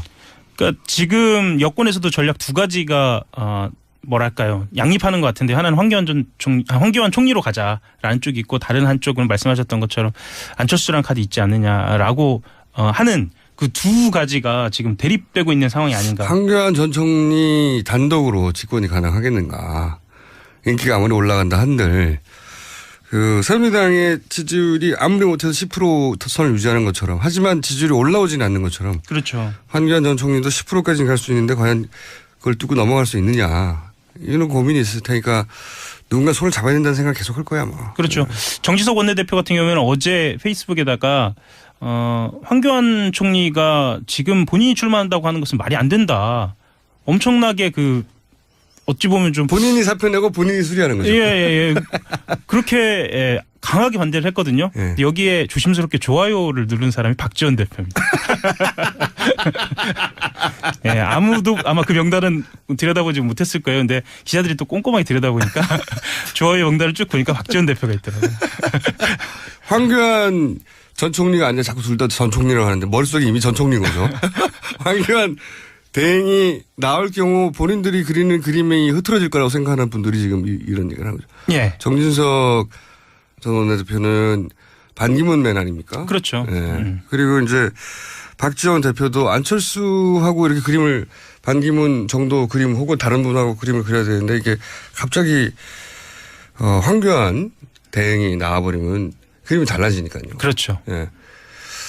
그래서 그림이 흐트러지는 걸 싫어하는 거죠, 서로들. 그렇죠. 그래서 이제 아래로 손을 맞잡았는데 살짝 들킨 뭐 이런 그런 상황이었습니다. 어제는. 자, 오늘도 역시 딱히 취재해온 특별한 뉴스는 없었습니다. 한겨레 허영 기자였습니다. 감사합니다. 대변인인데요. 예. 전체 지금 대선 예비 주자 중에 유일하게 40대 젊은 기수입니다. 예. 그리고 또 두 분이 하시는 겁니까? 네네. 또 둘이 합니다. 경선이 지금 너무 조촐한데요. 저희가 네. 이제 사실은 탄핵 국면에서 네. 정의당이 열심히 했지만 대선 주자가 가시화되지 않아서 손해를 많이 봤다는 게 이제 당과 또 우리 당 지지자들의 저 문제인식이에요. 표를 줄 사람이 보이지 않았기 때문에. 예. 네네. 그것도 원인 중에 하나였겠네요. 예. 그런데 이제 다른 정당들은 이미 일찍이 후보가 가시화됐는데 우리 네. 당은 이제 후보가 없다 보니까 조기에 후보를 가시화시키자는 거고요. 또 뭐 잘 아시다시피 작은 정당에 지금 마이크나 또 화면이 오질 않으니까 예. 빨리 후보를 확정을 지어서 당 중심으로 그 선거운동을 해나가자. 이게 저희 당의 전략입니다. 그래서 당 후보를 좀 빨리 선출하기로 결정을 한 거예요. 그렇군요. 그런 배경이 있군요. 다들 이제 탄핵, 인용이 혹은 뭐 기각이 된 이후로 본격적으로 뭐 경선을 하거나 후보를 확정하겠다는 건데, 여기서는 이제 최소한 한 달 이상 먼저 하겠다는 거네요, 정의당은. 아니, 뭐, 다른 정당은 이미 뭐 몇 달 전에 대선이 시작이 됐고요. 사실 그렇죠. 내용적으로 따지면 이제 저희 당만 열심히, 탄핵, 국면에서 애는 썼는데, 오히려 대선을 뒤로 미루다 보니까, 손해가 크다. 이게 이제 우리 알겠습니다. 당원들의 생각입니다. 네. 지금 그런데 이제 강상구 전 대변인도 뭐 젊은 40대 기수로 의미가 있겠습니다만 사실상 경선하면 심상정 전 대표님이 확정되는 거나 마찬가지잖아요. 그죠? 글쎄, 그럴 것으로 생각을 하는데요. 모든 선거는 예단하기는 어렵죠. 예. 아니, 노회찬 원내대표 정도 나와야지 경선이 되는 거 아닙니까? 근데, 그분은 왜 안 나오시죠? 이심전심이 아니라 노심전심이라는 말이 있을 정도로 저희는 이제 풍찬 노숙도 또 진보 정치하면서 실패도 영역도 다 같이 한 사람이거든요. 그러니까 경쟁보다는 협력이 더 어울리는 관계입니다. 그래서 이번에는 당신이 이게 이제 이심전심 돼가지고 안 나오시는 겁니까? 그러니까 뭐 저는 그렇게 생각하고 있어요. 그건 제가 노회찬 대표한테 여쭤보겠고. 네. 교통정리가 텔레파시 수준에서 됐다. 자, 그런데, 이번에 대선에 나가실 면서의 결심. 이게 이제 좀 남다를 것 같아요. 이제 이 국면 자체가 예전하고는 다르지 않습니까? 모든 게. 이번 대선에서 본인이 할 역할 또는 뭐 나는 어디까지 해내야 되겠다 이거 있으십니까? 목표? 가장 중요한 것이요. 제가 출마의 변에도 이야기했지만 한국 사회의 근본적인 변화는 노동에서 막혀 있습니다. 이번 촛불 시민들이 요구하는 정권 교체는 과감한 개혁 정부를 만드는 거거든요. 네, 그런 점에서 하여튼 돈이 실력인 사회가 아니라 노력이 실력이라는 사회를 만드는데 저와 정의당의 역할이 매우 중요하다 이렇게 생각합니다. 그러니까 모든 대선 후보가 양극화 해소를 주장하지만 지금 벼랑 끝에 내몰린 노동을 외면하고서는 그 어떤 해법도 공연불이 될 것이다 이렇게 보고요. 이 시대 정신, 노동이라는 시대 정신을 이번 대선에 가장 중심적인 의제로 만드는 것이 저의 목표입니다. 사실 정의당이 그동안 혹은 진보정당이라고 좀 넓게 말해서 진보정당이 그동안 제기했던 이슈들이 아젠다들이 결국은 대부분 보수정당에서 정강정책으로 흡수됐죠 실제. 그리고 지금 바른정당의 후보들만 봐도 정의당 혹은 그 이전에 진보정당들이 주장했던 것들이 대부분 수용돼 있어요. 수용된다기보다요. 예. 흉내입니까? 지금 대선 주자들 특히 뭐 야당 쪽 바른당까지 포함해서 대선 주자들의 공약이 원내 정당의 제일 왼쪽에 있는 저희 정의당의 공약 수준을 다 넘어서고 있습니다. 네네. 포인트가 있으면 짚는 것으로. 네, 청와대가 4대 기업에 70억 원을 걷어서 속칭 아스팔트 우파를 지원했다라는 한겨레 보도입니다. 어버이연합 같은. 예, 엄마 부대도 있고요. 네. 관제 데모를 참 좋아했어요, 보니까. 네. 근데 이제 재벌 순위 1, 2, 3, 4회한테 돈을 70억을 받았다는 거죠. 여기 지원하는데. 이거는 어떻게 못하나요? 이것도 범죄인데 제가 보기엔. 다음 뉴스는요? 네, 관련 뉴스입니다. 장성민 전 의원의 북코센터에 탈북자 알바가 동원됐다라는 보도입니다. 이와 관련해서 현장에서는 알바비가 2만 원 지급됐다고도 합니다.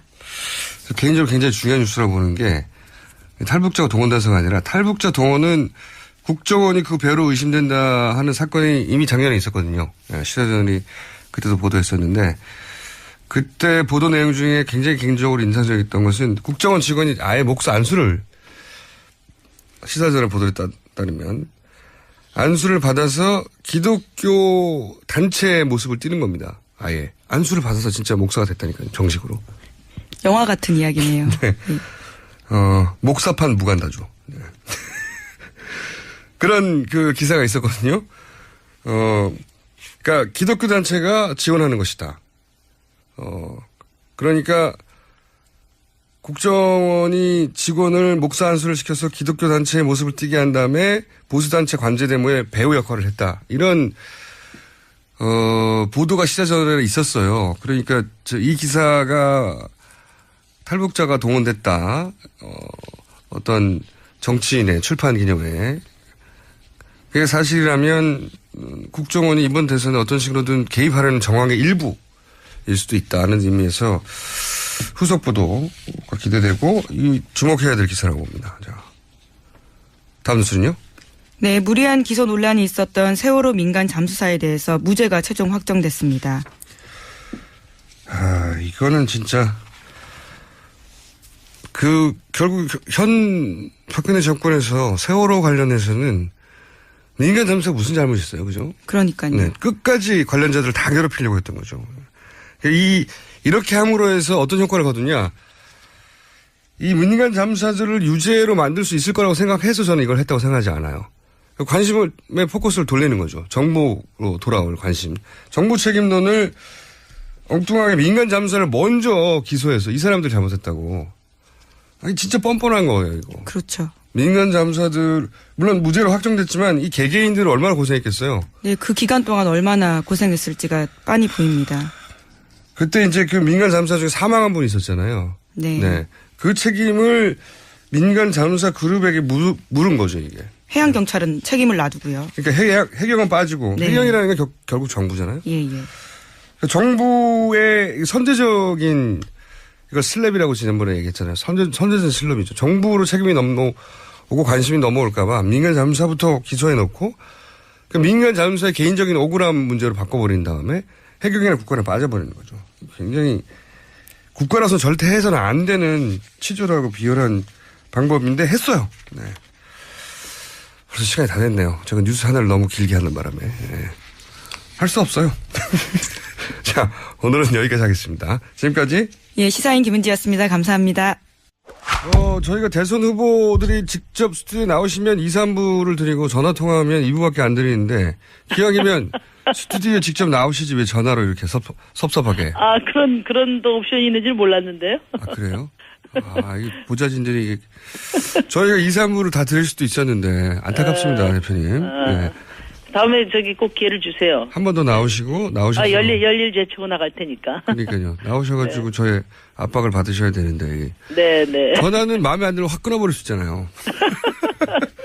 자, 지금 현재 정의당 공식 후보가 되신 건 아니고 본인의 출마 선언까지만 있는 거죠? 그렇습니다. 네. 그러니까 정의당의 후보가 아니라 이제 경선에 출마한 잠재적 후보 중에 한 분이신 거죠, 지금? 네. 경선을 언제 합니까, 정의당은? 경선 이미 들어갔어요. 오늘부터 선거운동 시작하고요. 2월 16일 날, 마무리됩니다. 그래요? 네. 그러면 다른 지금 경쟁자는 누가 출마 선언한 상태입니까?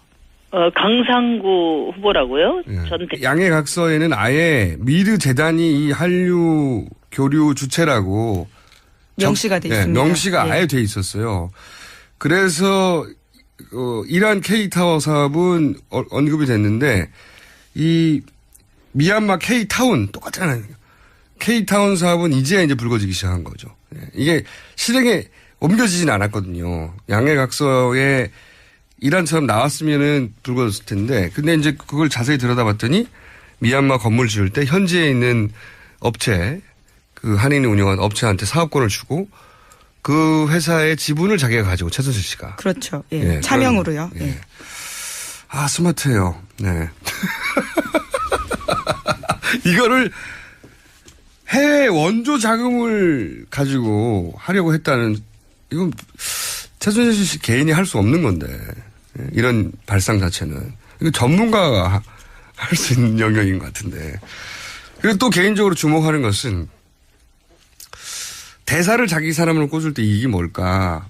개인적으로 저는 이 뉴스에 관심이 있어서 오래전부터 보고 있었거든요. 외교 행랑에 대한 액세스. 전 이것도 탐났을 거라고 봐요. 왜냐면은 출국할 때 안 뒤져보거든요. 거기. 그렇죠. 예. 네, 외교 행랑이기 때문에. 입국할 때도 안 뒤져보고. 상대 국가에서. 안민석 의원이 한 2달 전쯤에 최순실 씨, 최순득 씨가 베트남 캄보디아 거액의 비자금을 외교 행랑으로 옮겼다는 제보를 이야기한 적이 있는데 거기서 뉴스가 끝났어요. 후속 보도 갖고. 이런 건 제보로밖에 알 수가 없는데. 그래서 외교 행랑에 대한 뉴스가 앞으로 나올 수 있을 수도 있습니다. 또 하나는 동남아 국가들에게 이렇게 관심이 많았을까. 그렇죠? 미얀마, 베트남 계속 나오잖아요. 거기도 사업권이 있지 않을까. 근데 제가 개인적으로 주목하는 것 중에 하나는 뭐냐면 개성공단이 폐쇄됐잖아요. 네네. 개성공단의 대체공단으로 베트남이 거론됐었어요.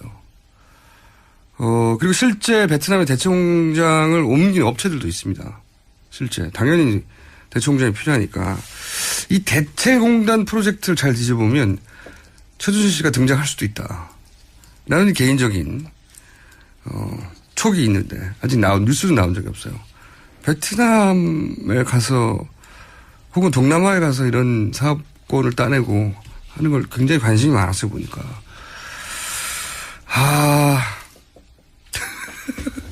최순실 씨는 연구하면 연구할수록, 이건, 이거 대단한데? 개인적으로 깊이 연구하고 있는데, 대단합니다. 네. 가능한 모든 분야를 다 걸치고 있었다. 네. 상상 가능한. ODA 사업이 등장할 줄 어떻게 알았겠습니까? 그렇죠. 네. 그러니 특검이 연장돼야 되는 거예요. 지금은 일부만 드러났다고 저는 생각하거든요. 자, 이 해설을 굉장히 길게 한 이유는 해설이 없는 데다가 앞으로는 더 나올 거거든요. 네. 이 전체 구도를 이해해야 앞으로 나오는 기사들을 이해할 수 있습니다. 자, 다음 뉴스. 너무 길게 했네요? 네. 네, 박 대통령이 특검의 수사 기밀을 파악하기 위해서 청와대 참모를 동원한 정황이 드러났다라는 한국일보 보도입니다. 김진수 청와대 현 비서관이 지난 5일 특검 조사에서 털어놓았는데요. 박 대통령이 현직 청와대 고용복지수석에게 전 고용복지수석에 대한 특검 조사 내용을 알아보라고 지시했다라는 진술을 한 겁니다. 직무 정지 상태인데. 그렇죠. 네. 박근혜 대통령이 탄핵 심판을 그냥 마냥 기다리기만 할 거다. 절대 저는 그렇게 보지 않습니다. 네. 그리고 헌재 심판도 그냥 보기만 할 것인가. 저는 그렇게 생각 안 들거든요. 본인이 직접 임명한 재판관들 있지 않습니까? 어떤 식으로든 영향을 미치고 싶다는 강렬한 욕구가 있을 텐데, 가만히 있지는 않을 것이다. 저는 그런 생각을 계속해요. 네, 끝날 때까지 끝난 게 아니다라는 명언이 여기서 떠오릅니다. 네, 오히려 헌재 심판 예정된 3월 13일 이전 가능성이 대단히 높은데 1차적으로는 그걸 뒤로 미루려고 하겠죠. 어떻게든. 지금 그게 지연 전술이고. 그 이내에 한다면 어떻게든 인용이 안 되도록 만들고 싶겠죠. 그러면 인용할 사람이라는 게 지금 8명밖에 안 남았잖아요. 기각하든 인용하든 총 8명. 그 8명에 대해서 어떻게든 접근하고 싶은 욕구가 강렬할 텐데 아직 뉴스는 없네요. 하더라도 보이기는 안 하겠죠. 자, 시간이 많지 않기 때문에 제목을 쭉쭉 읽으시고 그중에 제가 관련 기관에 산자부 관련 기관 출신이 온 겁니다. 전례가 없는 케이스예요. 코트라 유럽 본부장 출신의 김인식 이사장이 임명돼서 이제 논란이 좀 됐었죠. 그 외교부 쪽에서는, 그리고 코이카 쪽에서는 실제 공무기간도 휴일 주말 빼면은 딱 이틀밖에 안 했고 차관급이 오는 데거든요. 좀 작은 공기관인데. 그런데 이게 사실상 따지고 보면 최순실 관련 최초의 뉴스에 가까워요. 왜냐면은 이 김인식 이사장을 미르재단이, 그때는 미르재단과 최순실 씨의 상관관계를 정확하게 잘 몰랐으니까 미르재단이 추천했다는 뉴스가 최순실 게이트 크게 터지기 전에 아주 작게 나왔어요. 이게 사실상 미르 관련 거의 첫 번째 보도에 가까운 그때 뉴스인데. 근데 이 김인식 이사장이 이제 코트라 출신인데 코트라 유럽 본부장 출신이거든요. 네네. 유럽 본부장이 독일 프랑크푸르트에 있습니다. 유럽 본부가. 느낌이 갑자기 훅 오지 않습니까? 최순실 표 느낌이. 예. 독일 프랑크푸르트에 코트라 유럽 본부가 있고 그리고 이제 전임 사장이 나가면서 이런 말을 남겼어요. 코이카가 못 사는 나라, 물론 표현은 좀, 적절치 않습니다. 못 사는 나라라고 표현했어요. 개도국. 못 사는 나라에 원조하는 곳이지 미르 재단에 돈 주는 데가 아니지 않냐. 맞는 말이죠. 예. 그런 말을 했는데, 근데 처음에 이 뉴스, 관련 뉴스가 이제 너무 큰 뉴스들이 나왔으니까 묻혔거든요. 근데 그 미르에서 코이카가 어떤 역할을 했냐면 코리아 에이드라고 네네. 원조 사업. 거기에 이제 음식, 문화 이런 거를 담당하는 역할로 거기 들어가 있는데 그 자체도 뜬금없긴 해요. 예, 해외 원조에 왜 미르가 들어가 있지? 그리고 게다가 이 코리아 에이드 예산이 100억대밖에 안 되거든요. 여러 나라에 나눠야 되는데. 이거 작단 말이에요. 예? 그래서 사람들도 관심이 별로 들어오지 못했던 연결고리인데, 근데 최순실 씨가, 이러는 거 개입할 때 공식이 있잖아요, 원래. 일단 사람을 꽂는다. 네네. 대통령을 권한을 이용해서. 그리고 표면적으로 드러난 공식적인 사안 말고 이면에 이권 사업을 추진한다. 이게 기본 공식 아닙니까? 거기서 이제 등장하는 게 요 ODA. ODA가 그 해외 공적 개발이라고 아까 얘기한 네. 무상 혹은 유상 원조. 건물을 그냥 지어주는 거예요. 우리나라 돈으로. 근데 이걸 비즈니스 모델로 했다고 하는 게 오늘 보도의 핵심인 거예요. ODA를 가지고 비즈니스 모델을 삼았다. 일단 그 공식대로 이제 미얀마 대사를 직접 본인이 면접 봐서 임명했다는 거잖아요. 그리고 이분이 또 삼성 전기 출신이에요. 네, 거기다가 유럽 판매 법인장인데요. 이 독일에서 주재한 적이 있습니다. 5년 동안요. 그것도 독일 프랑크푸르트에 있습니다. 네. 느낌이 확 오잖아요? 어머나! 독일 프랑크푸르트. 예. 그래서 하려고 했던 게 K타운 프로젝트인데, K타운 프로젝트는 뭐냐면, ODA라는 게 아까도 얘기했지만, 우리가 이제 그 개발도상국에 건물 지어주고 막 이런 거란 말이죠. 보통 학교나 병원 이런 거예요. 근데 여기는 한류 건물을 지으려고 했다는 거 아닙니까? 아무 개발 원조하고 아무 상관없는 거예요. 근데 여기 핵심이 뭐냐면 ODA 사업은 원조기 때문에 건물을 우리나라 돈으로 지어주는 겁니다. 네네. 어머나 큰 돈이 거기서 넘어가는 거예요. 이 K타운 프로젝트도 760억짜리 컨벤션 센터를 우리가 지어주는 걸로 원래 네. 사업계획을 짠 거예요. 거기다가 이제 한류 관련 업체를 입주시킨다는 거거든요. ODA 사업하고 아무 관계는 없는데 외피를 ODA로 한 다음에 나라 돈으로 건물을 지어주고 그 건물에서 나오는 사업권을 본인들이 먹으려고 했던 네. 기본적으로 아주 스마트한 제가 보기에는 아주 스마트한 사업이에요. 이거는 이란의 K타워 네. 프로젝트라는 게 있었어요. 그렇죠. 유사합니다. 네. 똑같아요. 유사한 게 아니라. 이란에다가 대통령이 이란에 갔을 때 작년이죠. 예. 양해각서 체결하고 왔거든요. 네네. 근데 그게 뭐냐면 대형 복합 건물을 지어줍니다. 거기다가 한류 관련 기업을 입점을 시켜요. 문화융성이죠. 그런 다음에 그 사업권을 가지고 이제 이권 사업을 하려고 그랬던 것 같은데 뭐 입주하는데 얼마 네네. 아니면 뭐 그 현지에서 또 시행사가 있어도 나올 거 아닙니까? 하청업체들. 그러면 그 사업권을 또 주는 거죠. 근데 이 이란에 근데 어제 CNN 보도였는데 아직 국내 보도 안 된 것 같은데 트럼프 위 대통령이 점점 전문 용어로 뭐죠 이게? 우리나라 말로 미쳐가고 있다고 그러는 건데. 전문 용어가 있습니까? 왜 그렇게 생각하냐면 네네.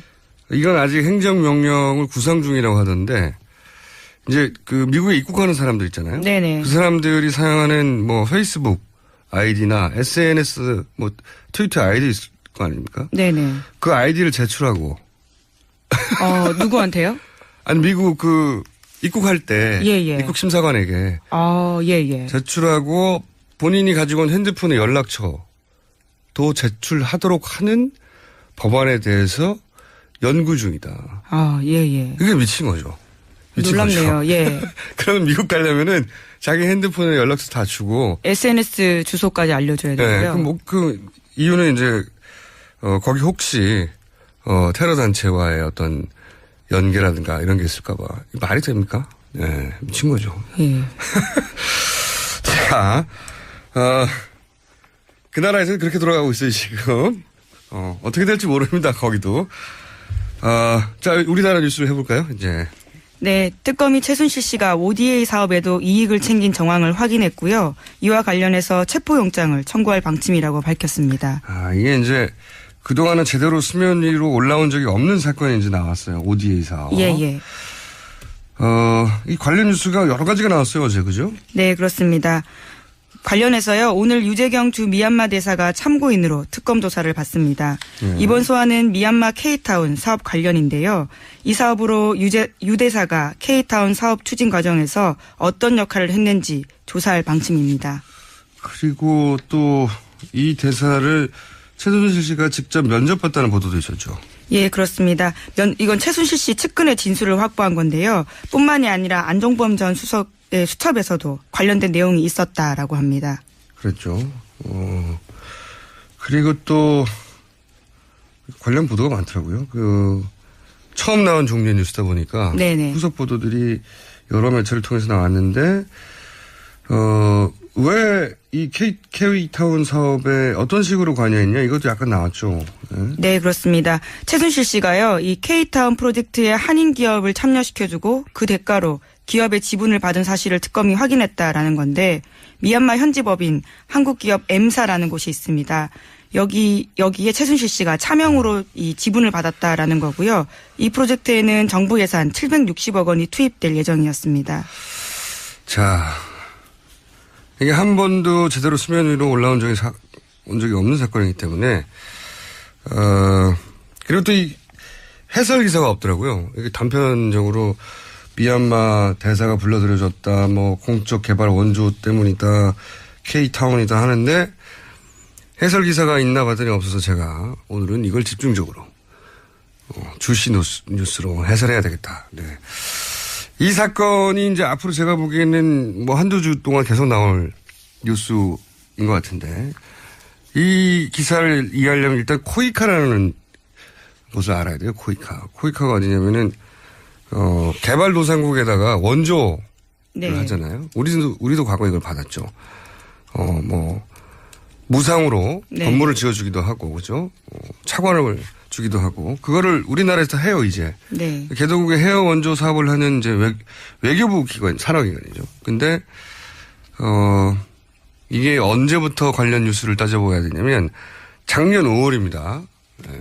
히스토리를 좀 짚어주자면 작년 5월에 이 코이카 이사장이 새로 바뀌는데 원래 여태는 전원이 대사 출신이었어요.